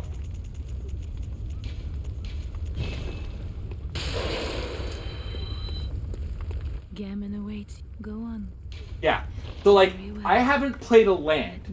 You're on turn 1, you got to go first, and you don't have the advantage. Farewell, good hunter. That kind of bad parody is not good. That is very no bueno. Exactly. And I'll give you a hint of the percentage of decks that played that card while it was even legal in the standard format that it was in. And if you think it's less than 80, you're fooling yourself. It was such a staple of the standard format at the time. Like, how do you not play a card that says, okay, I'm denying your first turn swing? Like, in fact, it was so prevalent to the point that, guess what? That spell has a converted mana cost of 1. So turn 1, both players were at 12 in some cases, because they drew a couple of them and they got into a counter war. You know what I mean? Why I keep going to work out and I don't have to.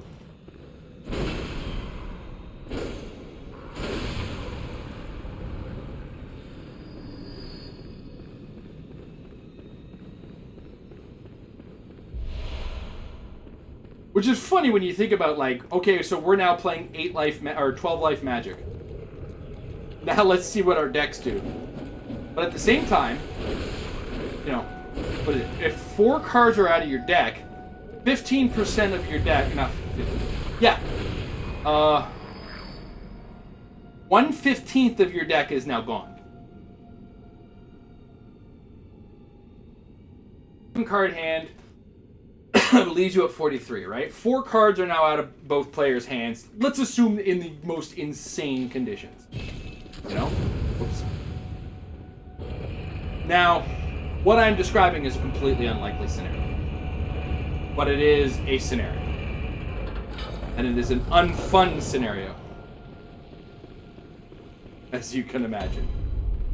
There's actually one card that's like effectively banned in every single format that had this kind of mana in it. It was I can't remember the name of it though.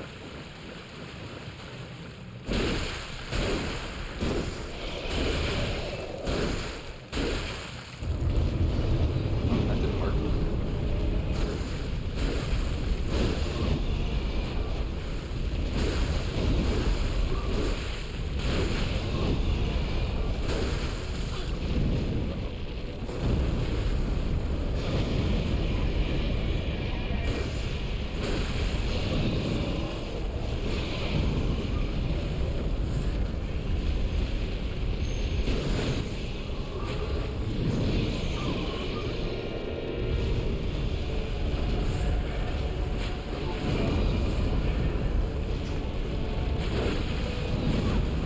Damn it, that's not what I wanted to do.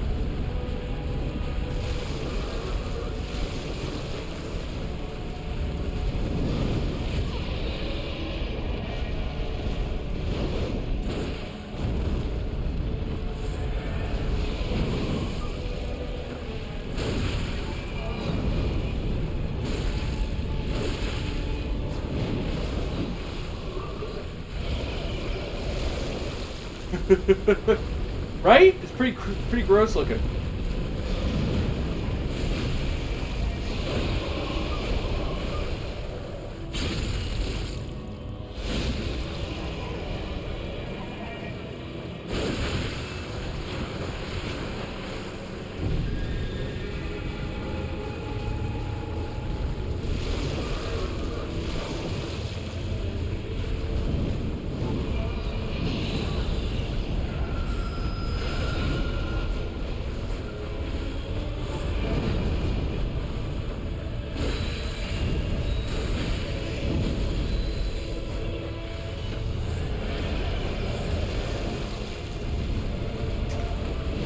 Oh.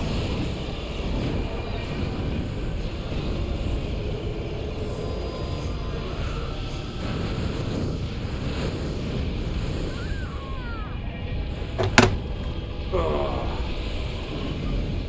It makes you hungry? Oh. Ugh.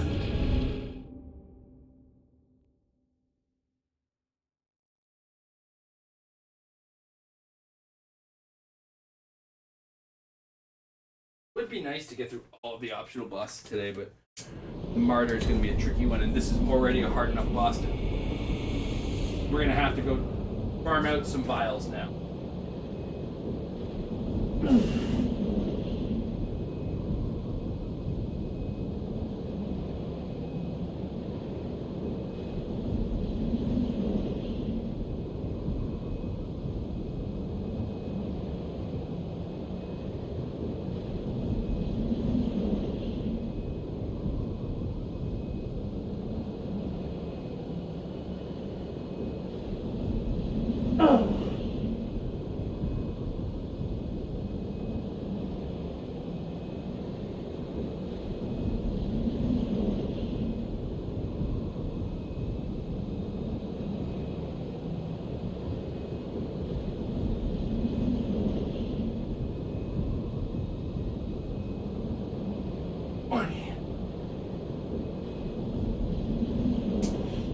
face. I get it. It looks like noodles.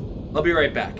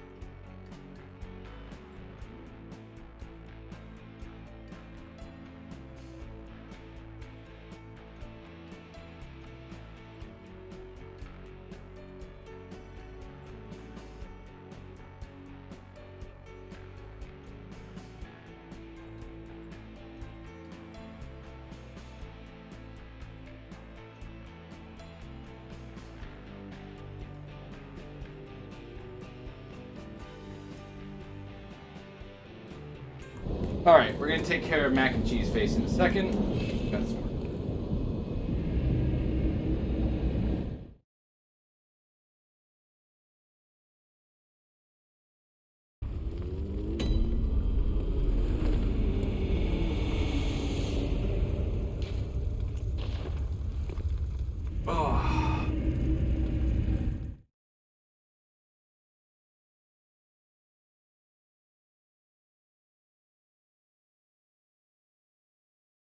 So, Immortal Creature died today.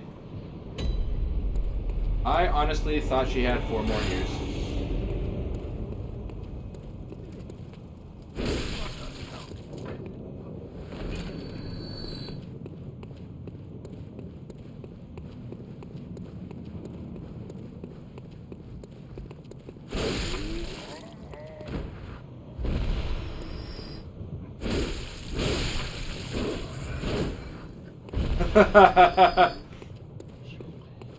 I mean, to put it to scale, she was a queen when my parents were, like, young. You know, their entire lives. Like, yeah, when my parents were born, even. Like, she was the queen. Like, she lived so young, I don't think Charles has a chance.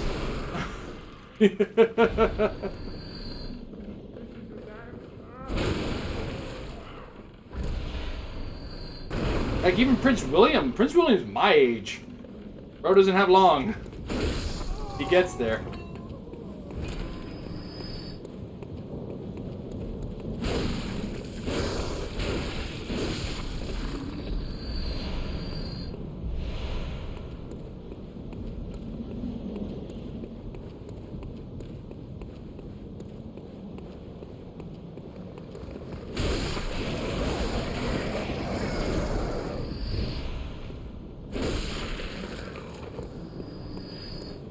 Oh, like that wasn't going to be the biggest thing and most, like, hounded after news story.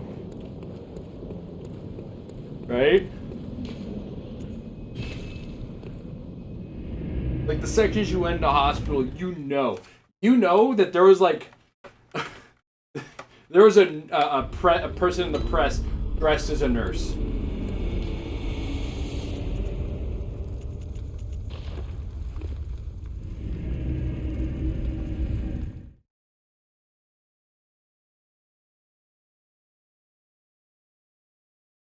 When she was put in the hospital, too, it was like kind of established that this is gonna be it. Right?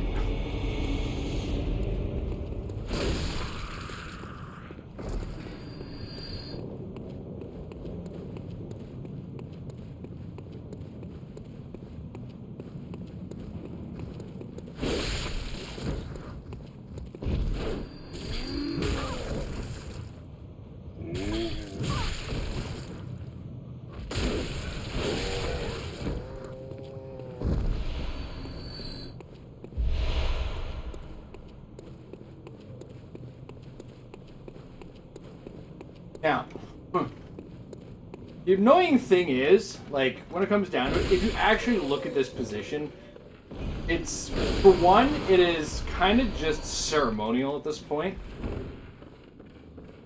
The monarchy has almost like no power in England these days. Their proper democratic government seems to be running the show, but the monarchy just seems to exist as a decoration.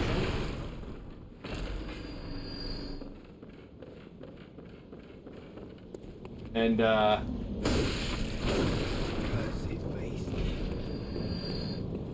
like, they can almost do away with it.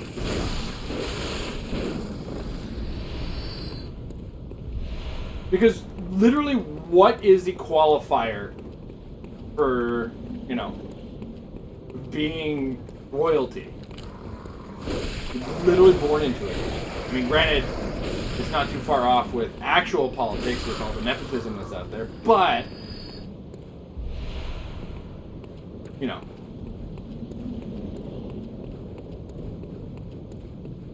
Yeah, it's just, they're just so used to it being a thing, they're like, yeah, whatever, just don't stop.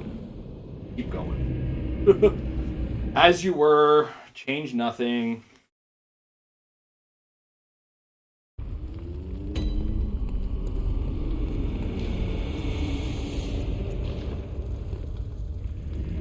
Maintain status quo, as it were.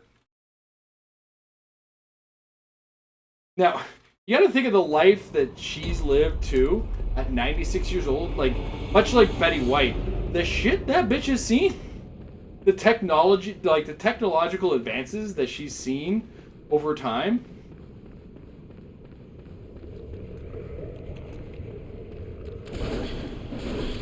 Stop that.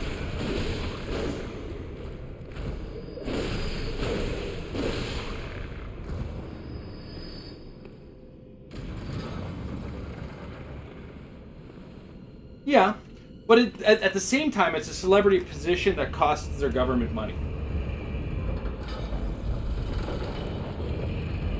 Like, would you like your tax dollars going to funding a decorative monarchy?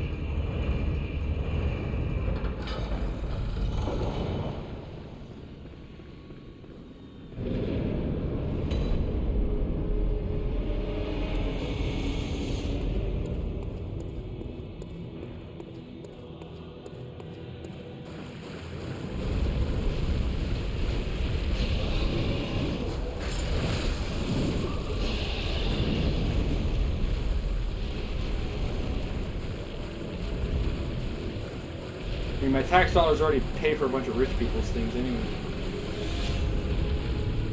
Even in Canada.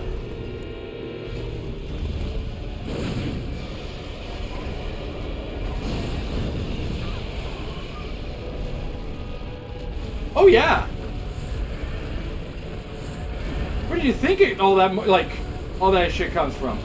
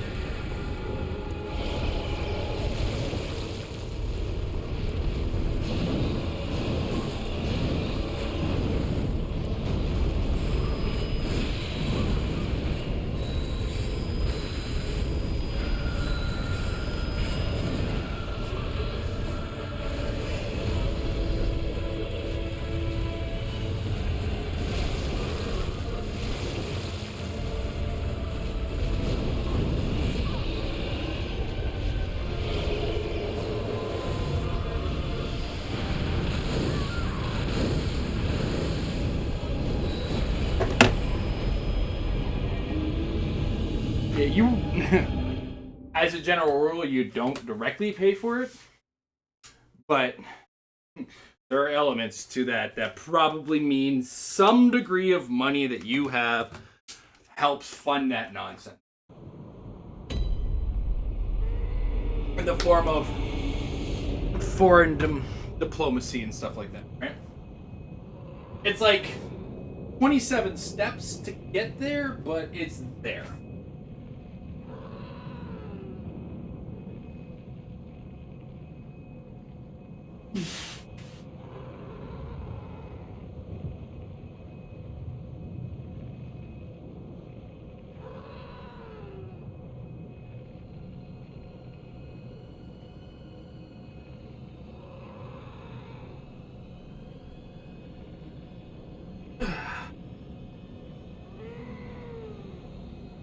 Here's something that'll... There's a whole position in our government that is in charge of dealing with the Queen in a somewhat ceremonial, but still a thing. I believe it's called the Attorney General in our country. I think that's what it is in other countries too.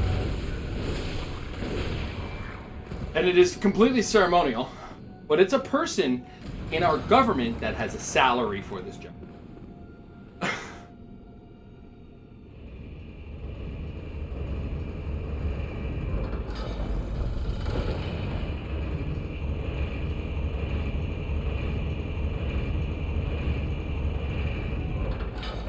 One of those leftover things of decolonizing the country. Might do that.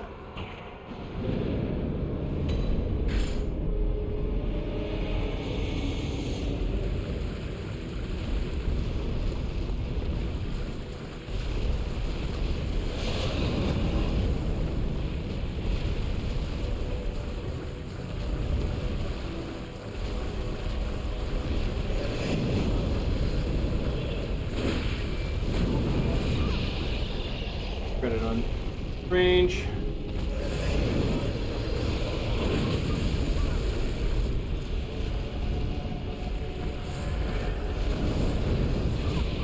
Go.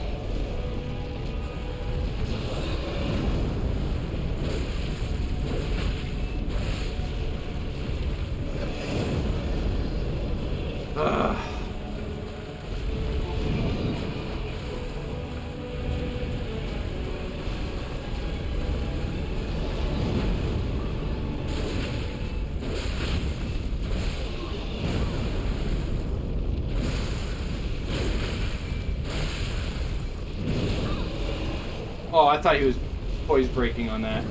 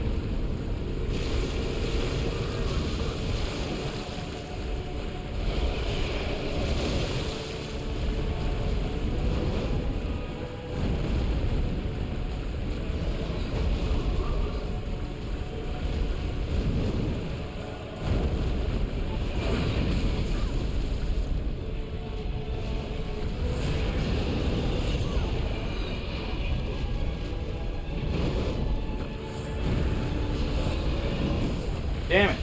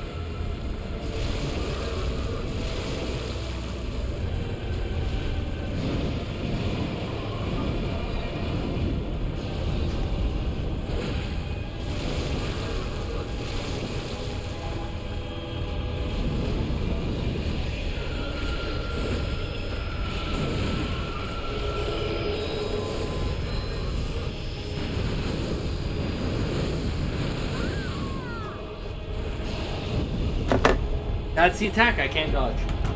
Fuck me.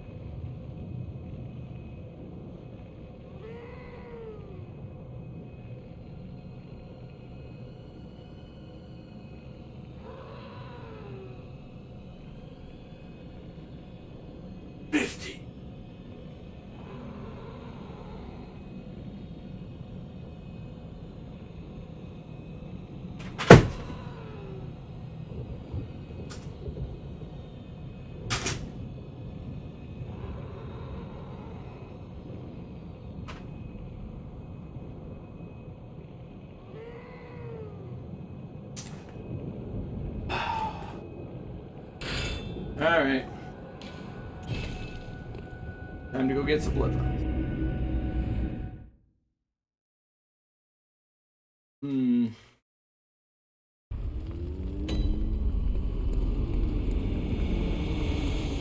know what we are gonna do though? We're gonna do it. No, we're not gonna do it there. We are gonna make the trip that way. Because quite frankly, need some blood vials because I'm going to use some bolt paper to speed my life a little up. Speed my life up a little. Holy shit. I need to get some papers, bro.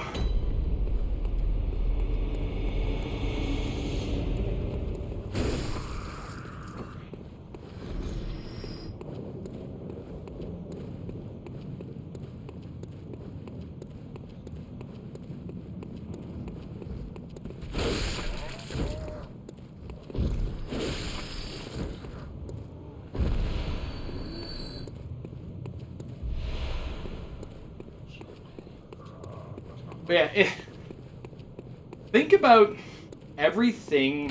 Anyway, going back to the topic of what we pay for with regards to the Queen, because we're doing a little bit of boring old grinding. Just think about everything you put your tax dollars into, okay? And like you put your money into a barrel, yeah, and then that barrel gets divvied up. And some amount of our money goes in X place, some amount of money goes to another place, some amount of money that you're going to put into finds a way to make further money, right? But ultimately, everything the government does, effectively your tax dollars, right? And that includes dealing with foreign countries, right? So, if you want to draw the squiggly line, technically some degree of your money goes to our friends out in merry old England and help fund that clown show that is the monarchy, right? There's going to be a big money sink. I say be done with it.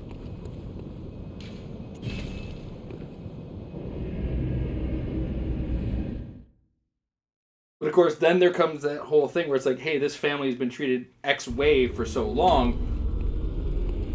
Do you just leave this particular group of people just out on their own?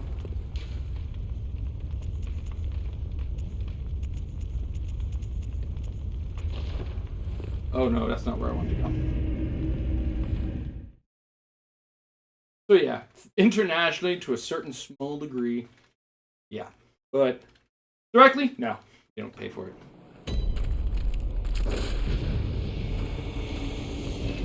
This is not where I want to go.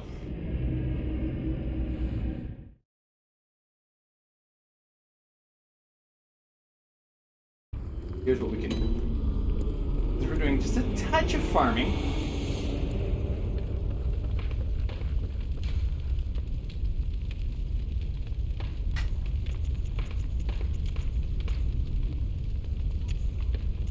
No, we're gonna keep it. I don't need the extra runes that bad.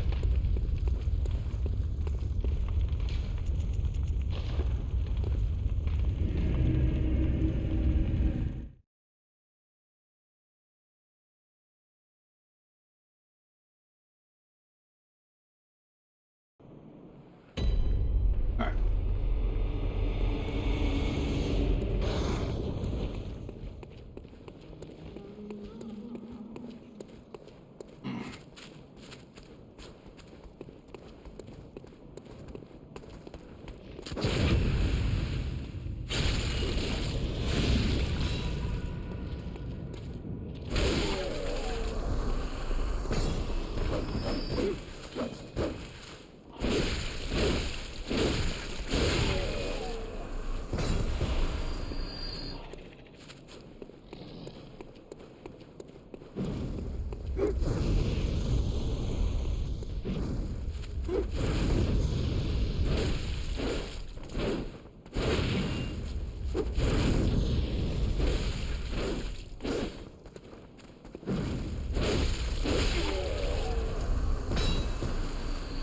Oh, you're supposed to drop blood vial.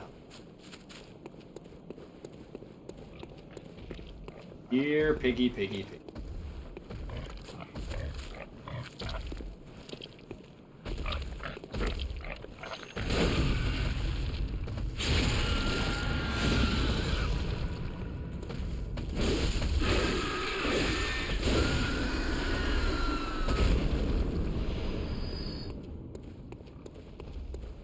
Now let's see if this still works.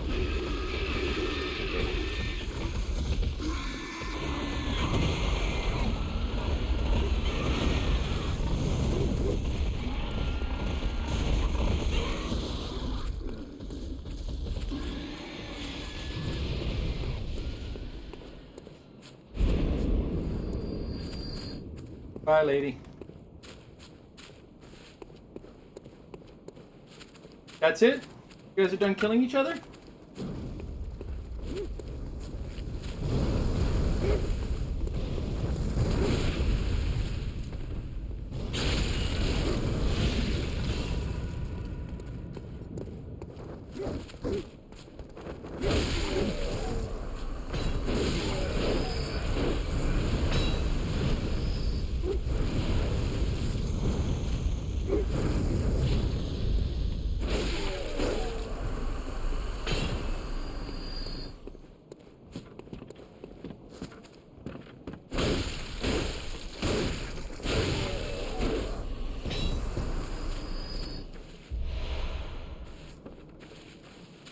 And to think, I used to kill all these things individually instead of just letting the pigs do it.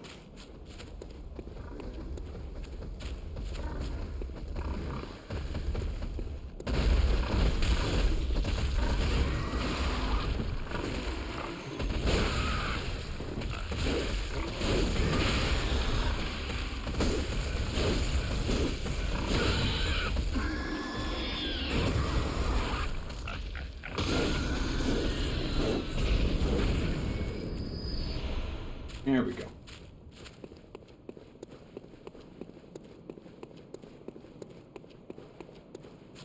Okay, lots of blood vials.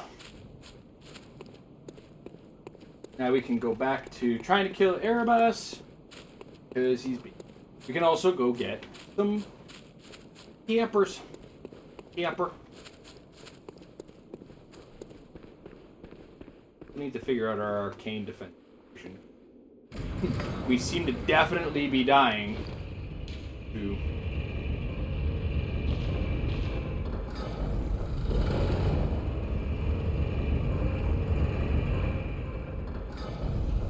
a big magical spell that he casts.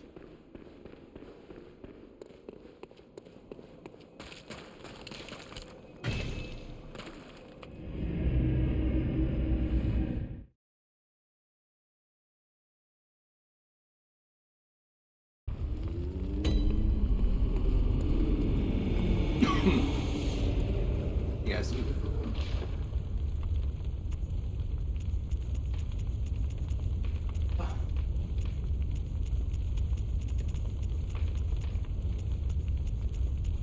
There we go.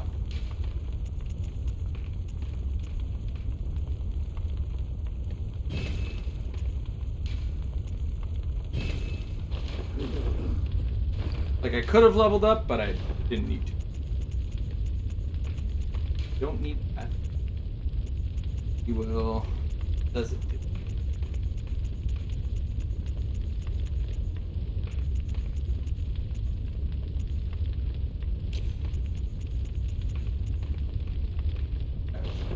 Paint some with quill. Then we go to the garden.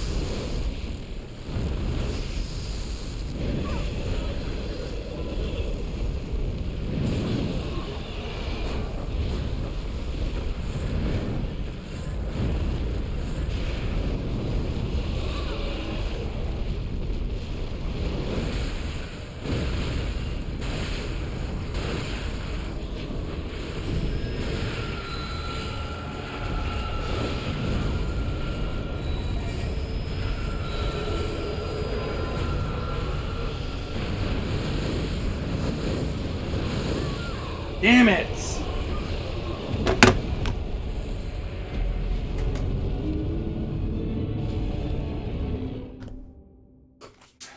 Fucking goddamn.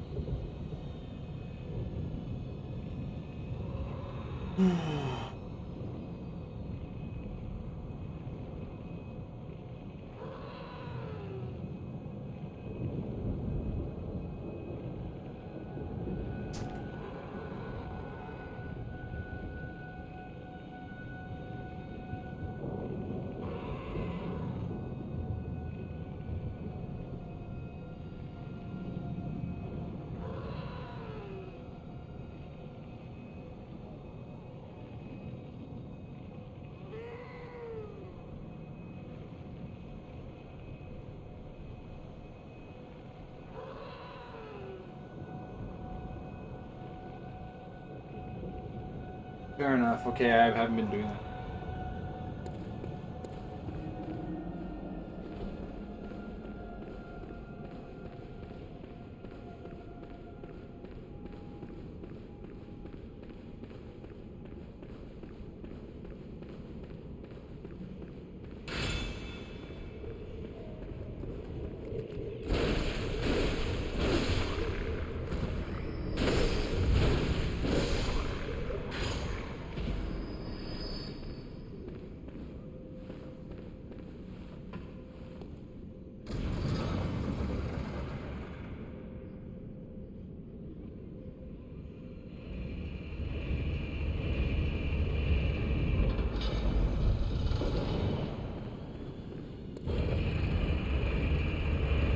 Okay, fair enough.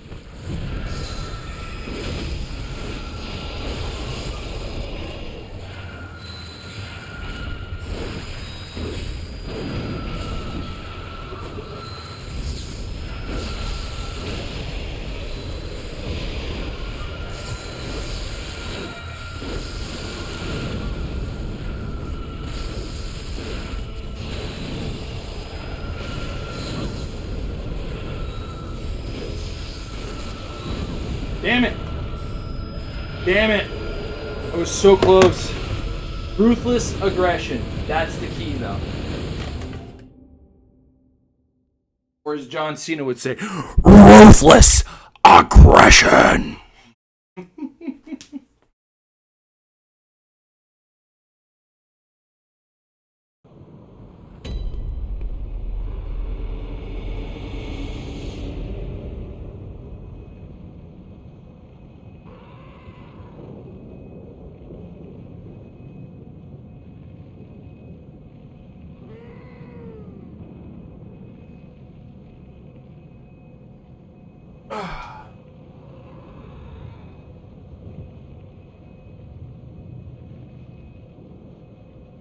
Yeah, one more shot. I got a little heavy on the aggro. I could have dodged out. In the meantime,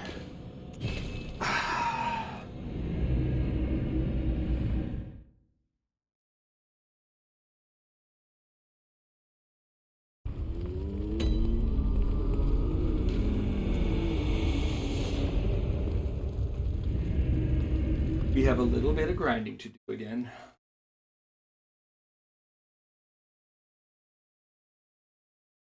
I think we're going to stick with the lightning strategy, though.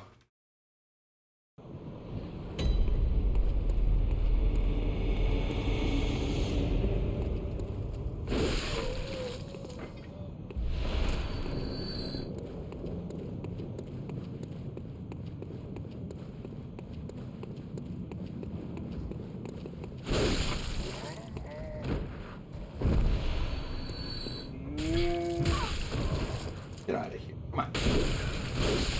Dude, stop trying to hit me. You're not worth my time.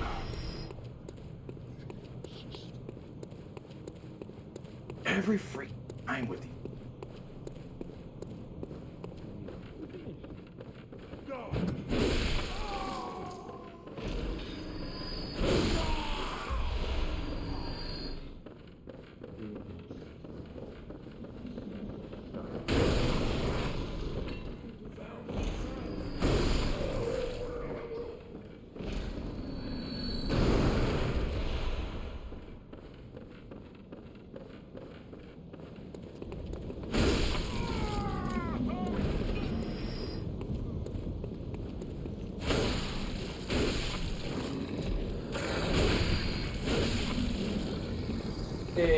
get along on. Oh, fuck off with your bloodstone shards.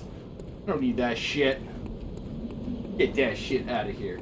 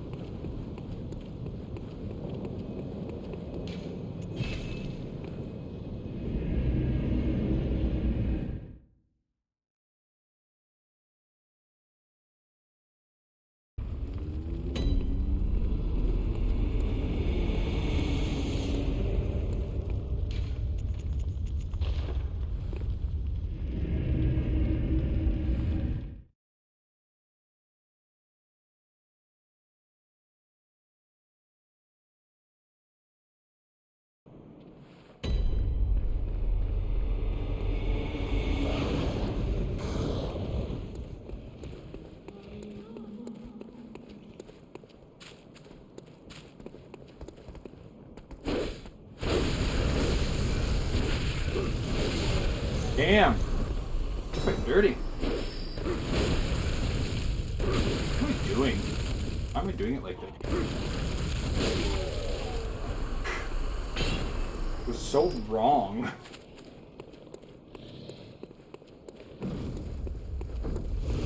That was a little too aggressive. Hey. Stupid Bloodborne. Stupid health bars.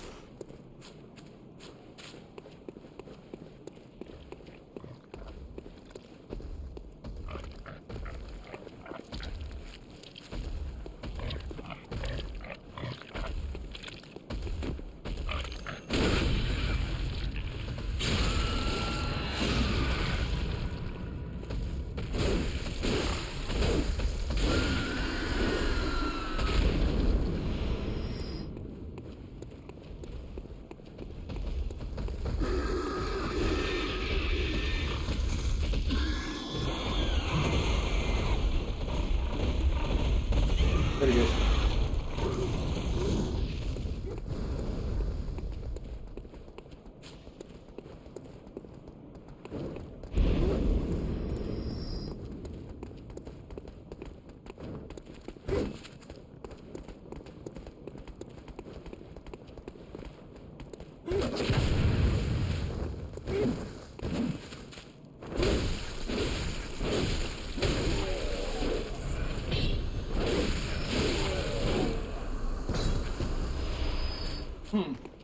They're being stingy with the blood vials.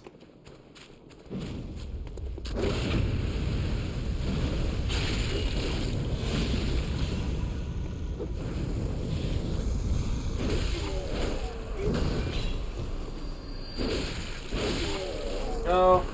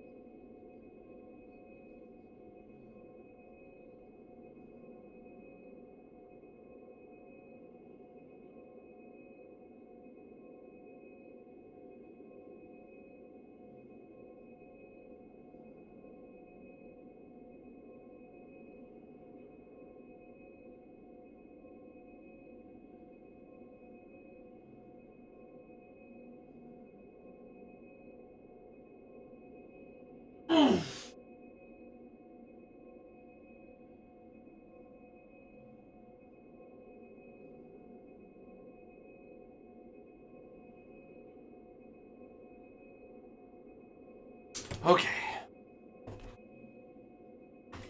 Let's do that without that. Dying.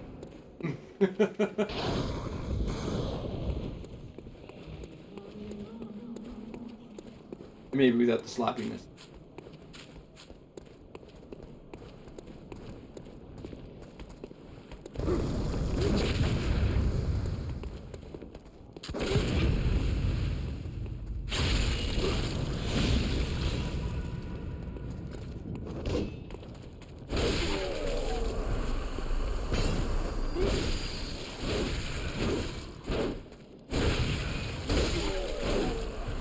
Give me back my health.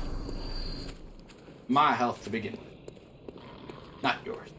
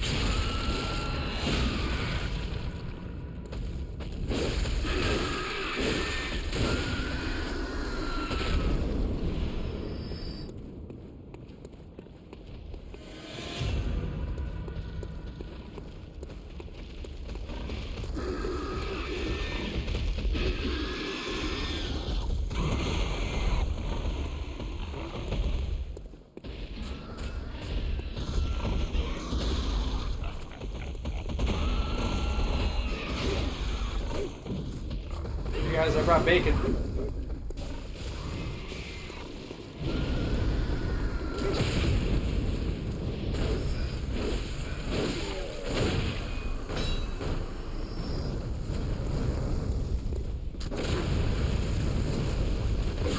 Oof.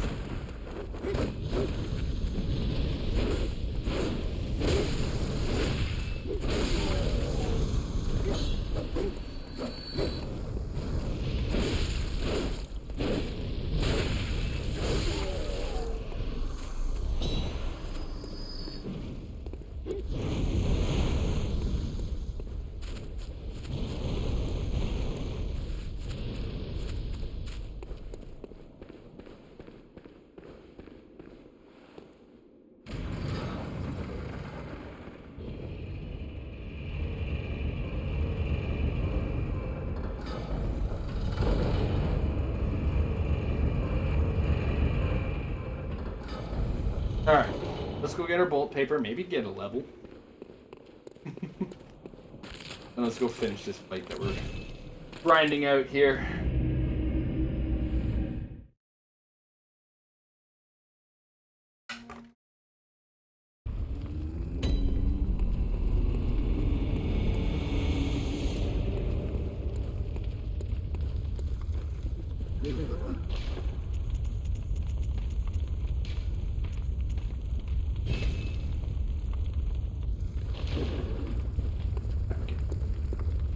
Gammon, go. Very well. Let me. And it is strength. Cool. We'll do a little bit more damage, and we get the. Cool. Go to garden.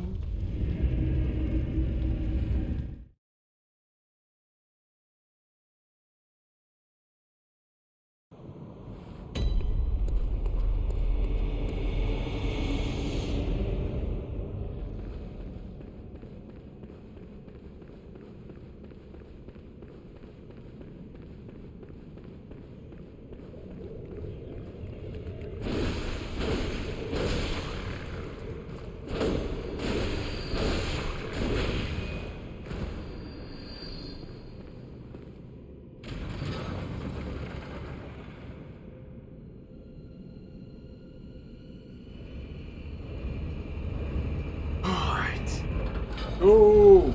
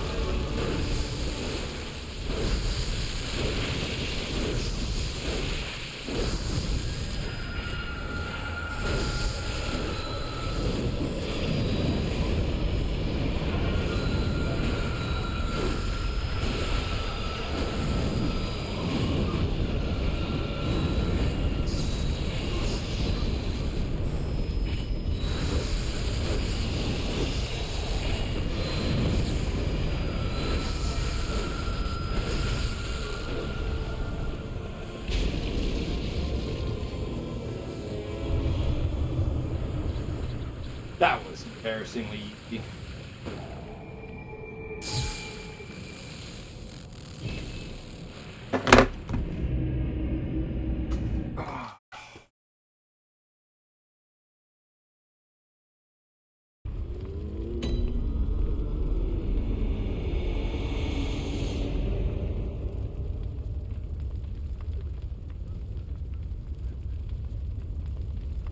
Alright, Logarius. Can we get through Logarius in a half an hour? 45 minutes? Tight.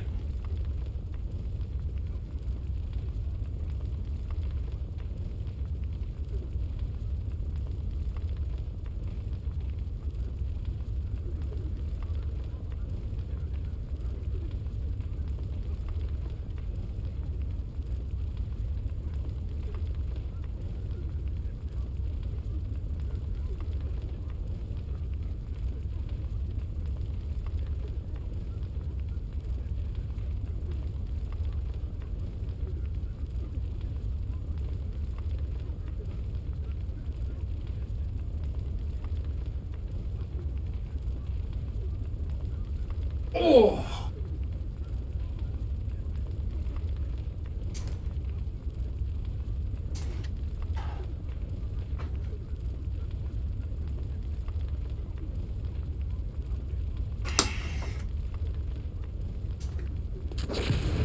Oops. Gammon awaits. Go. Very well. Let. Oh, we're...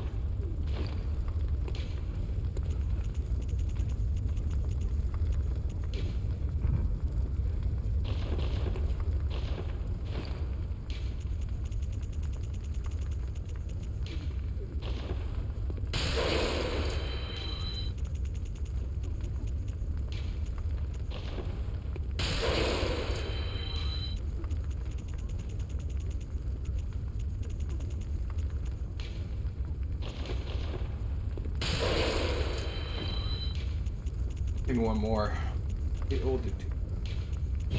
All four. Too late. Damage is done. Gammon awaits. Go on. Go. Very well. Let me. Farewell.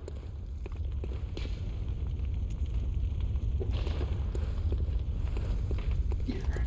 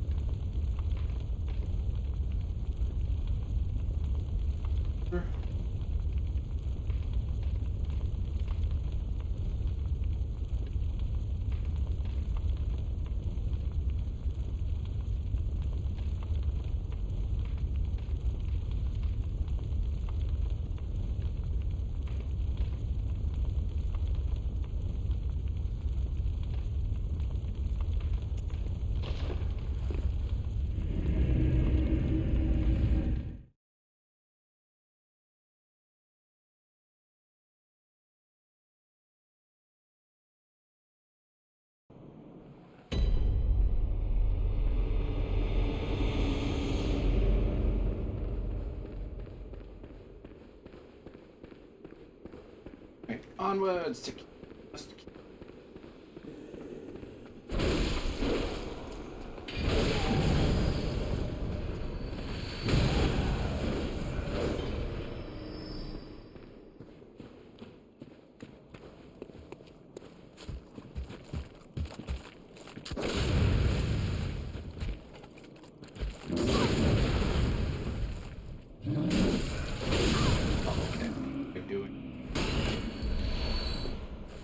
Being a little too carefully with them.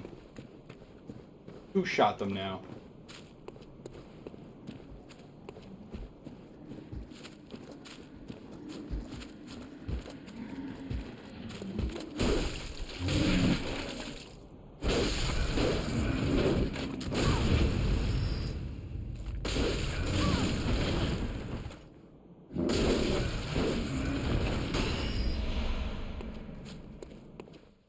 There we go.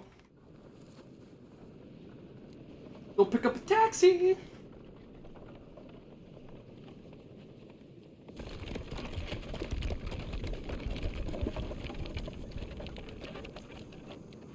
My ride's here, guys.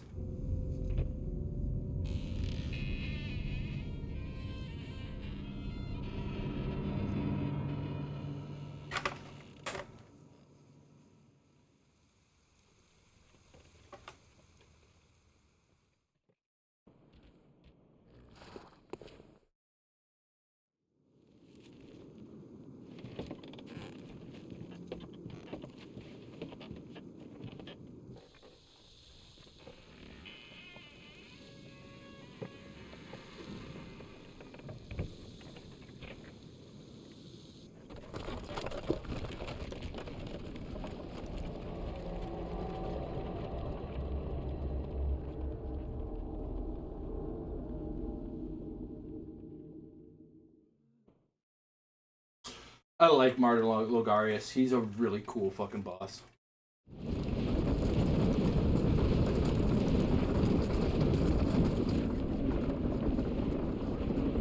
At least stylistic.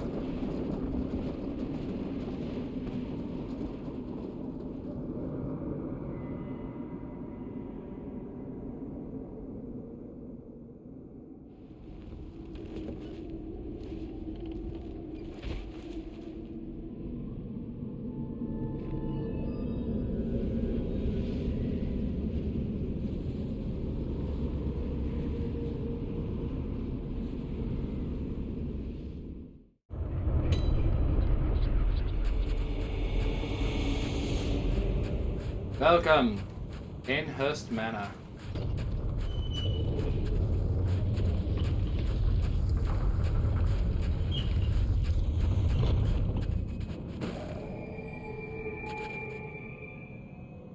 Let's just go back to get the heals done.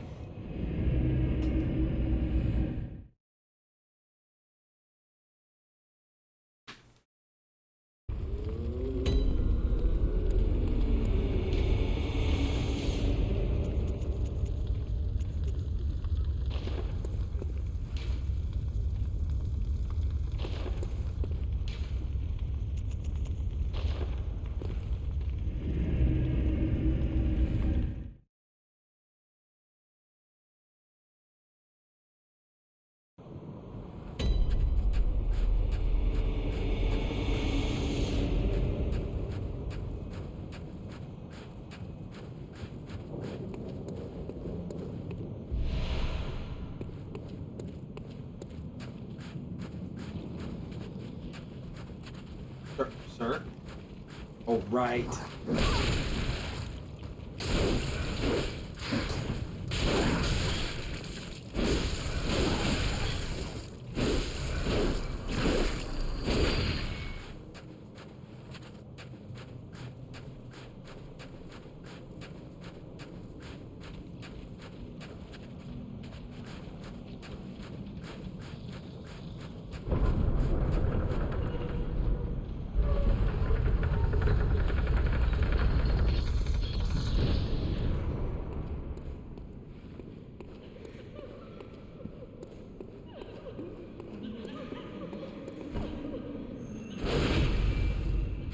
I don't like to hurt the help,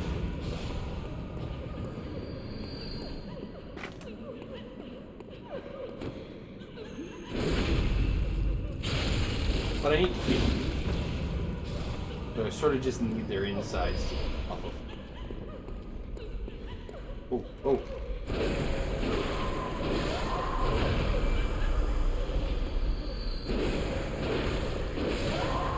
Forgot about the blind rods.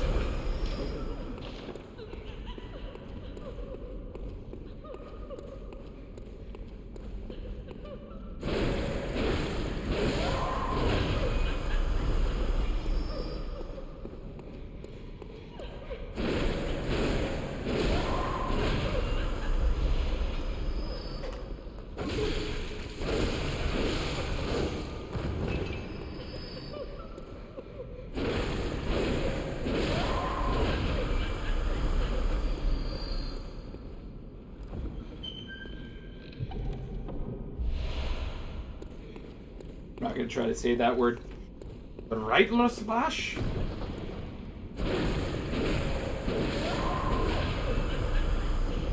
Ah.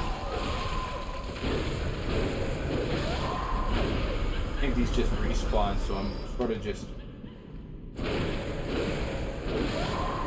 overdoing it if I keep trying to.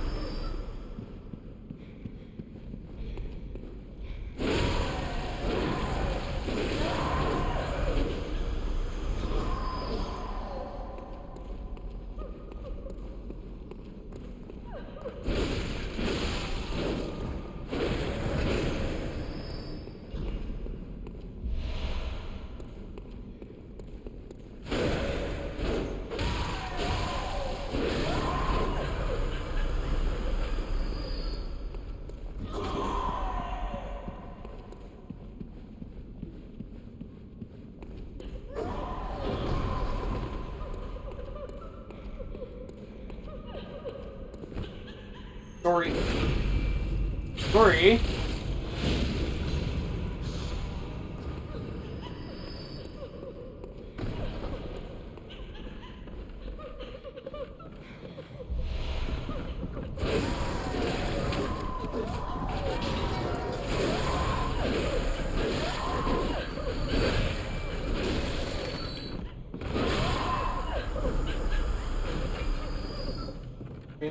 Ah, right there. Oh, wait, treasure chest.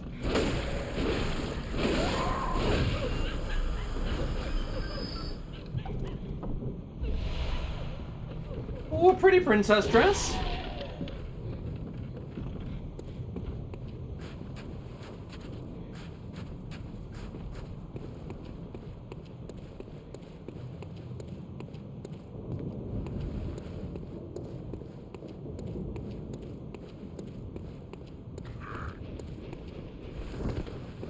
Like flying.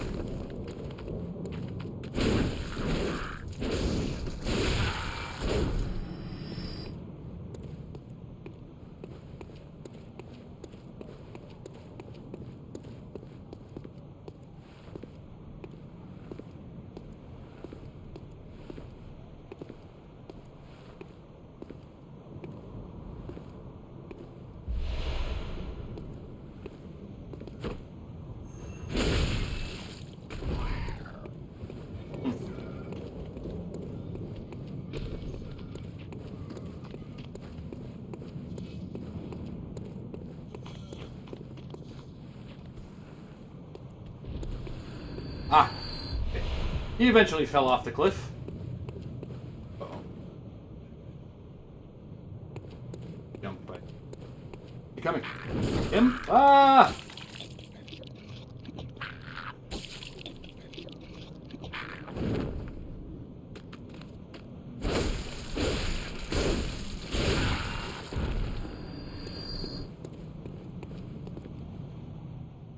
Alright, you have a good night. Thanks for hanging out. As long as you did. I'm probably, yeah, we got about half an hour left anyway, so. You have a good night, my dude.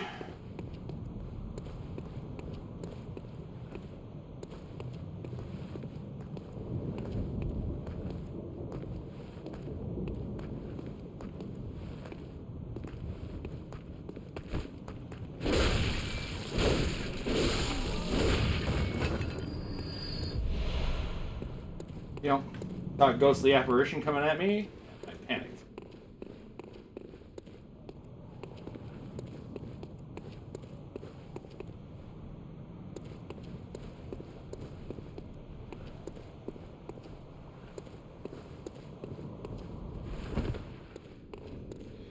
is the library. I know the library is a thing.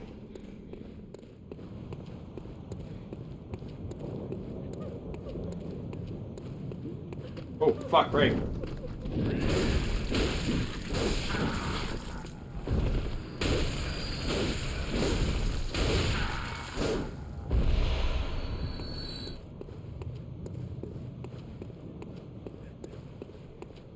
Executioner clothes would be nice to have.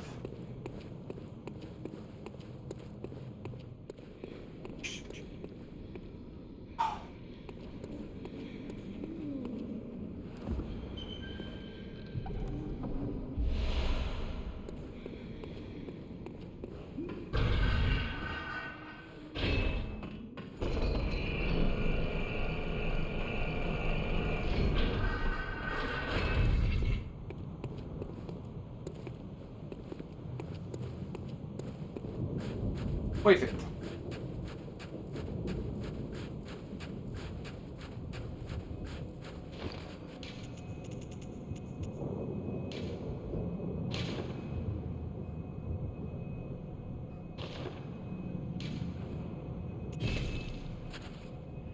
Yeah, I'm just using it to heal. What about it?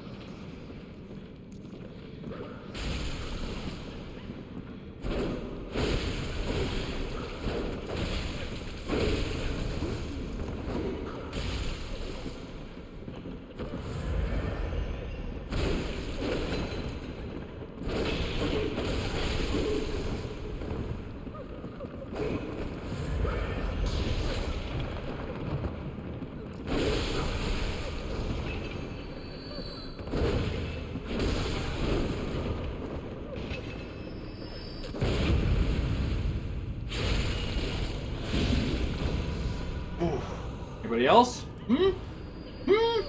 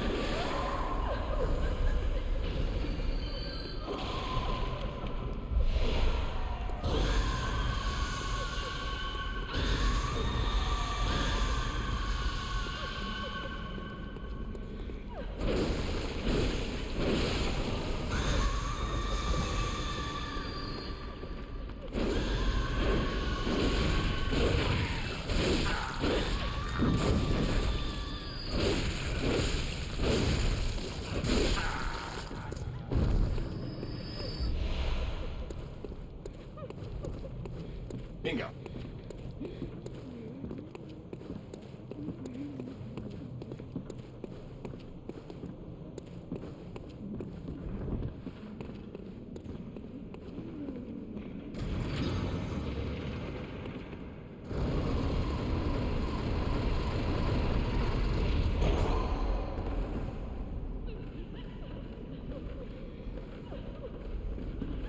Let me get back up here. Okay. Find that letter. Oh, ah.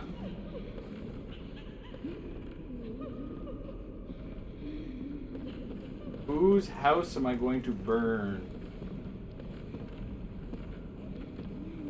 Good question.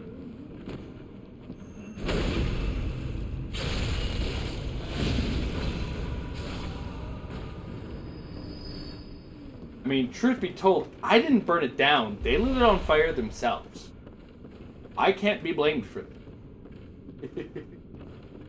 Oh, all the way. Fuck.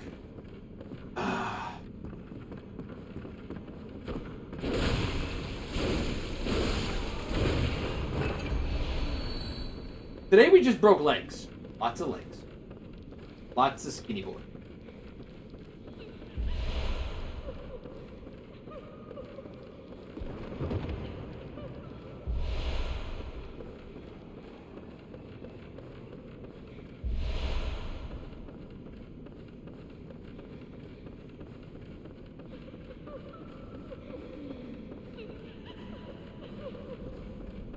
How you been doing, Tikana? Oh.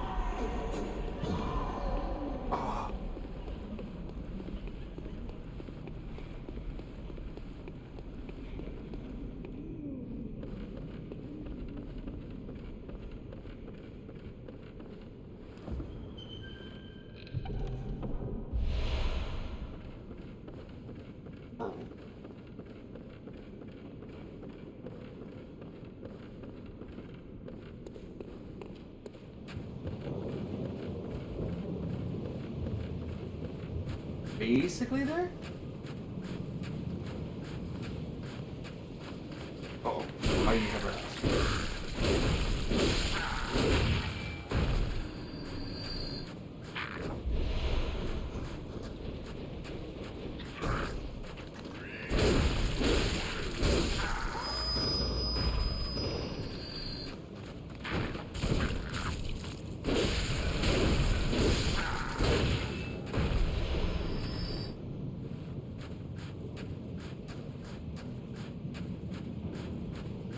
Okay, cool. Good brother. Helping her out. Right. Like, where am I supposed to go from here? This. Here. Right. I hope that's right. Otherwise, this diddly yuck.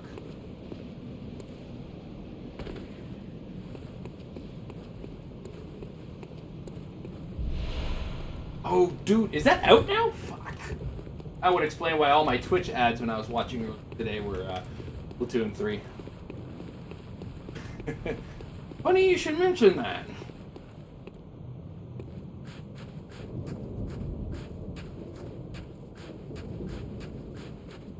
Considering what we're about to do to the guy that runs this place.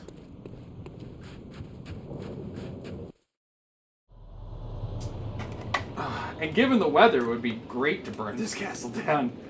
Warm things up.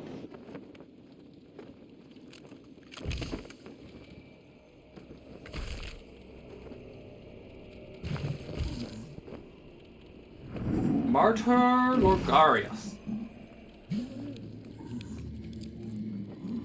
Who's gonna tell him he looks like the king from Diablo? I'm not.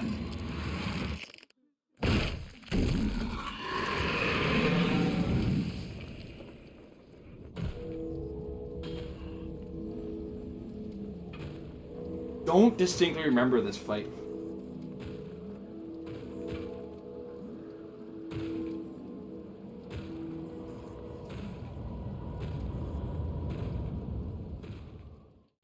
Oh, we'll see how she goes. This part I do.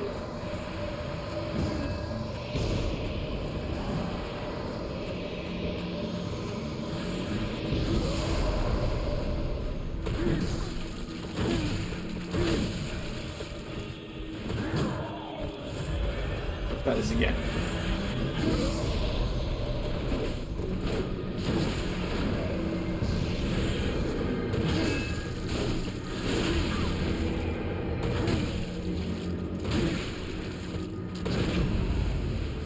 Gotcha, motherfucker.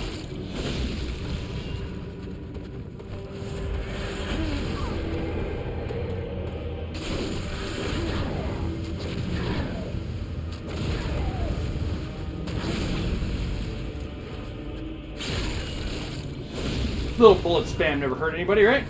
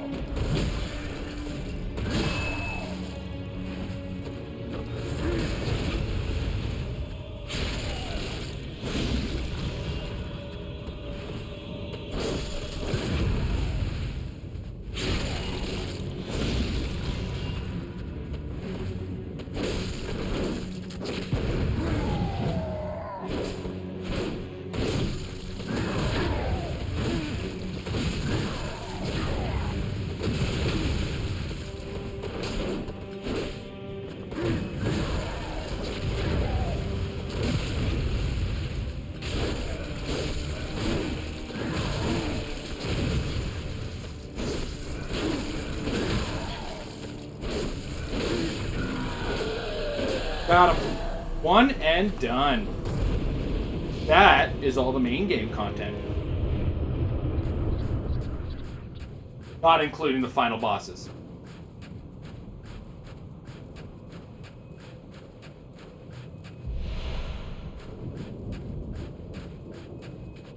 I believe if we go this way, this does something, right?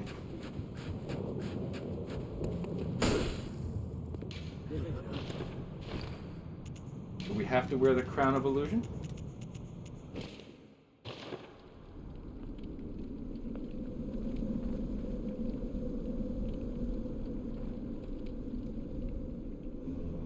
So next stream, depending on how well I can get through it, it should be the DLC and the final boss.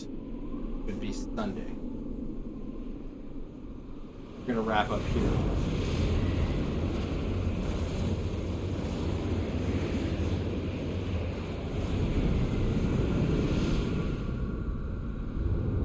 It was all an illusion.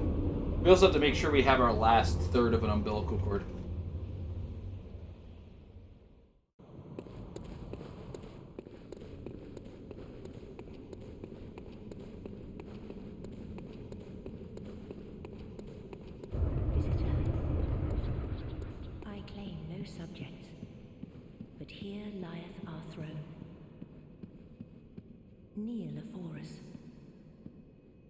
Or get thee gone.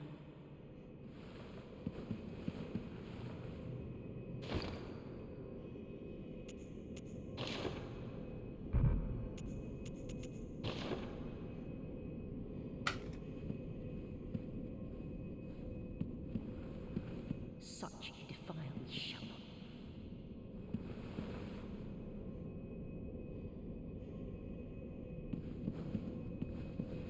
Here? There it is. I am Annalise, queen of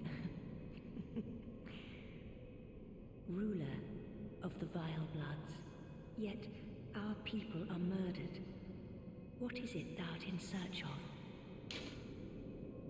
Well, an odd hunter. We've tired share in our plight. If thou wouldst this, I prithee. Very well, drink deep.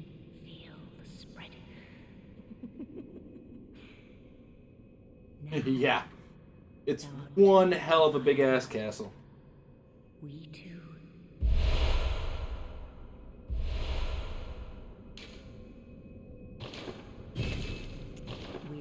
for the honor.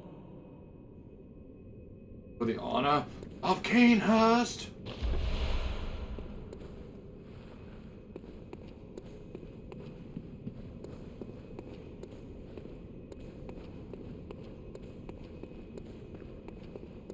All right. Make our way back to the lantern.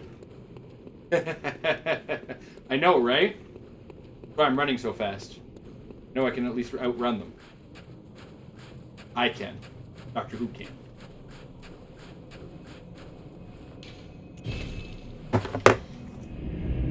Oh. Oh my god. Holy shit. I need to take a second here. So, as you can see, we're only at workout number 19 right now. Traditionally, I've done about 20 odd workouts, maybe more by now. So it's been more bike riding than working out right now. My knees are starting to remind me my butt. So Martyr Logarius.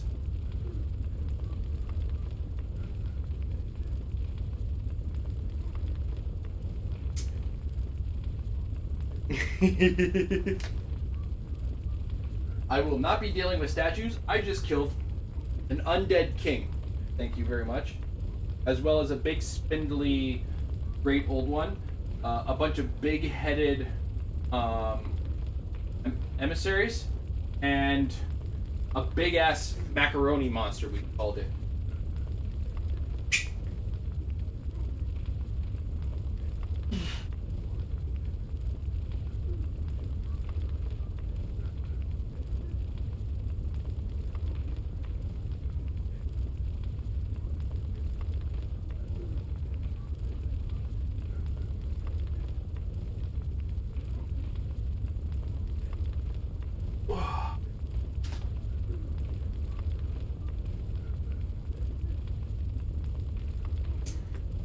Yeah, we've killed 4 bosses today.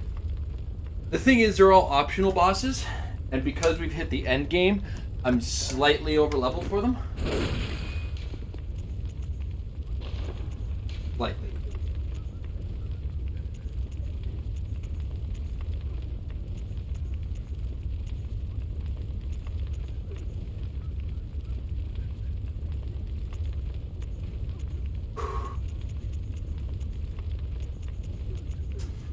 And it's all style points in this game. Whoop. Keep doing that. Awaits you. Go on, good hunter. Very well, let me.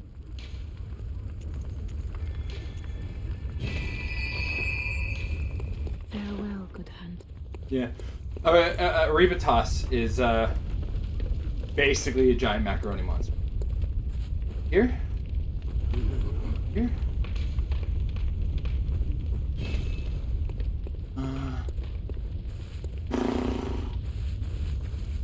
Give me a second.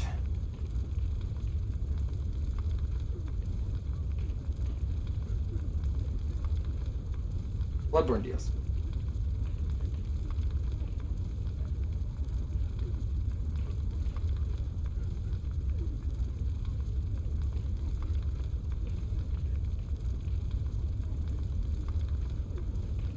Gotcha. Okay. I knew there's a weird thing to it. Teacher ward.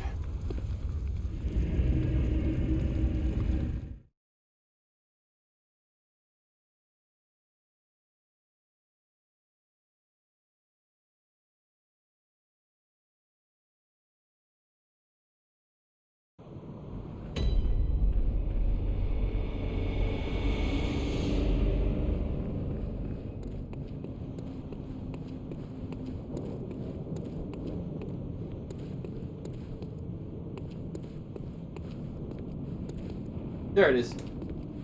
Hey, buddy. So, would you, come grab me, please?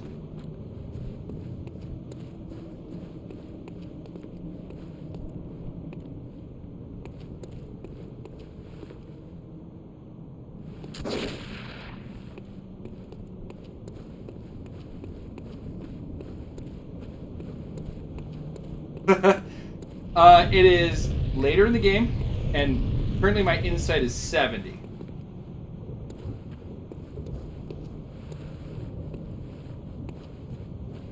I believe that is one of the keys. Here by the tree? Right here. Get me. Take me. Take me, sir.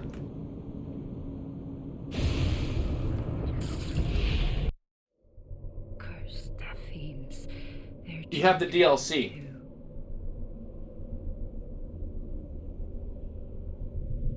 Because this guy takes you to the DLC. Forever true.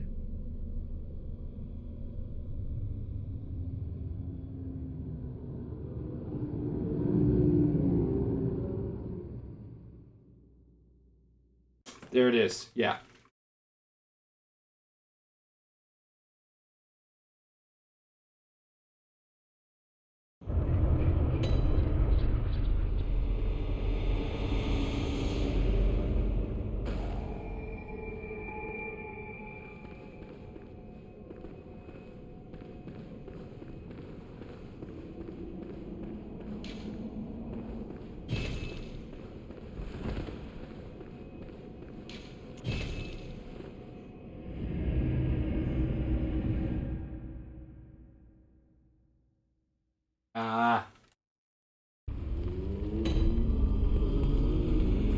Now it's over here if I remember correctly.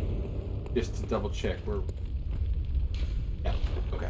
That's why I couldn't get to it. I always forget that that's what it takes. I have the Dark Souls 1 one memorized.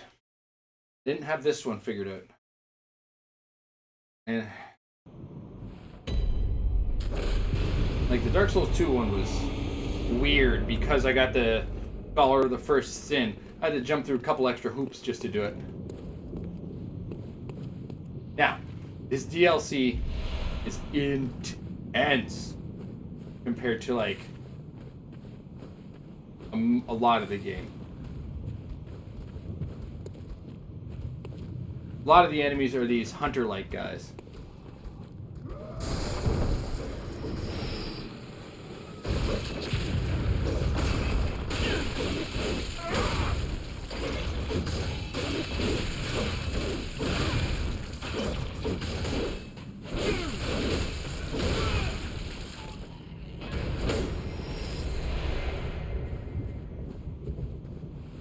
Like that's most of the fights in this part of it.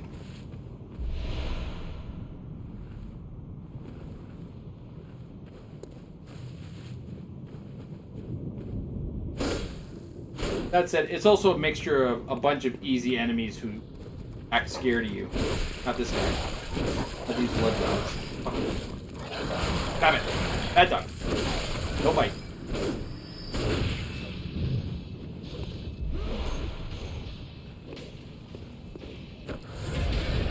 Just gonna get somewhere that's safe.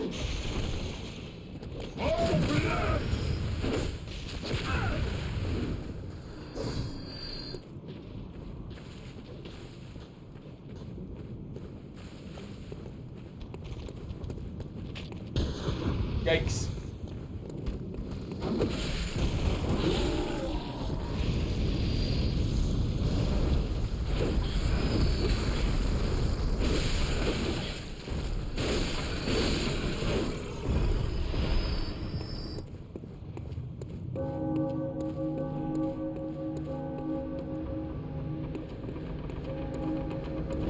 And they're gonna open the door and get a prize, motherfucker! And I'm gonna reap the benefits of it.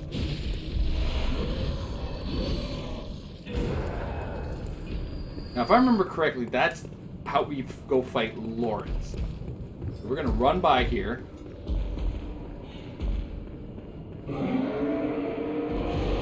Yeah. We can't fight him yet. We have to go through a couple hoops, I think, before we can fight him.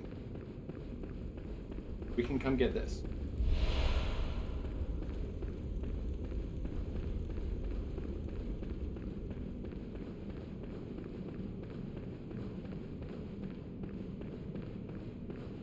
Does this guy take any damage from those dudes?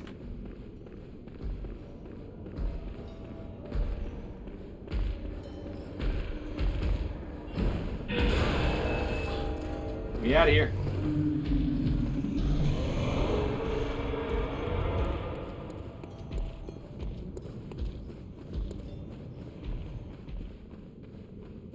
Believe there's a lantern down here.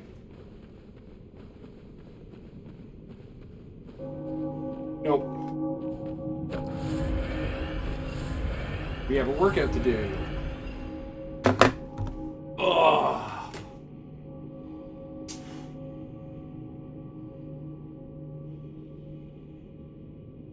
Ludwig will be our next.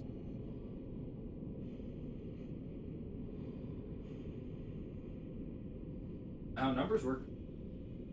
That is.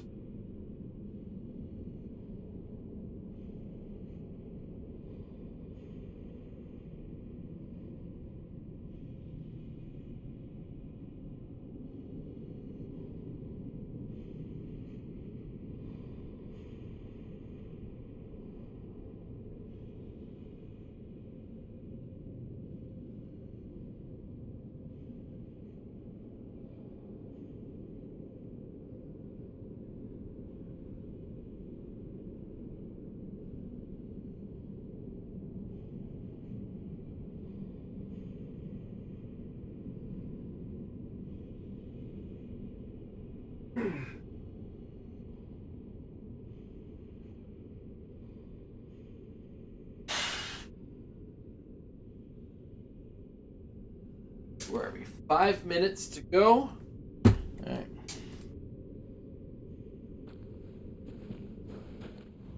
I hate this art.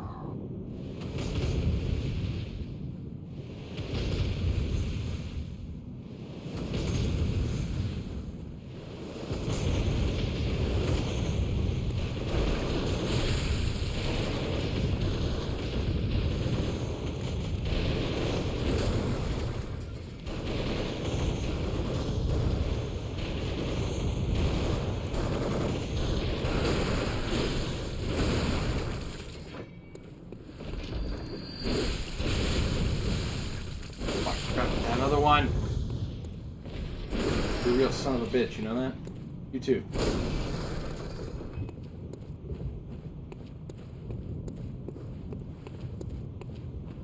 Sorting the trench warfare like a bunch of assholes. I forgot where all of them were. Ugh.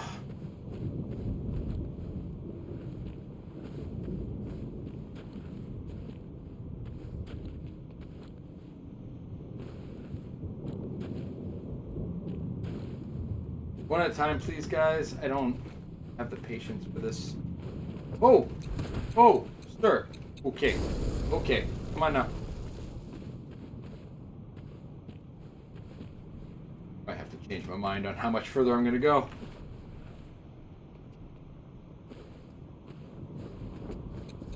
Come here.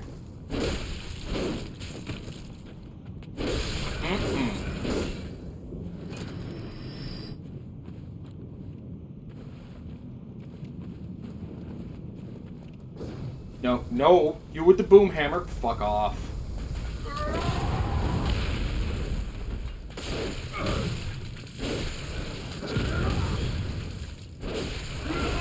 How did that not carry?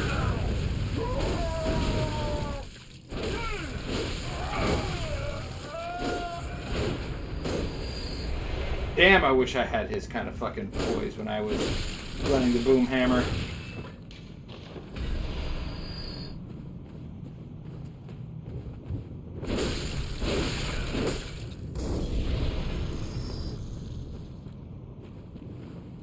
It's such a cool weapon, but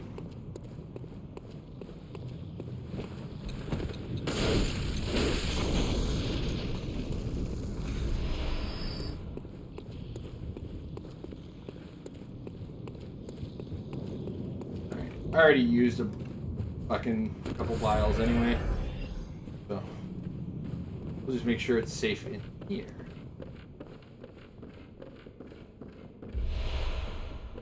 Ah, delayed Molotov. Nope. Not it.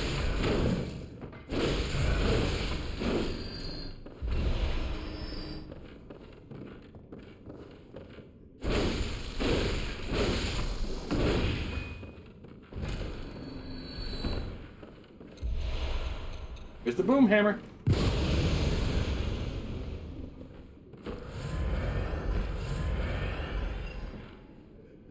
Not gonna lie. Deserved.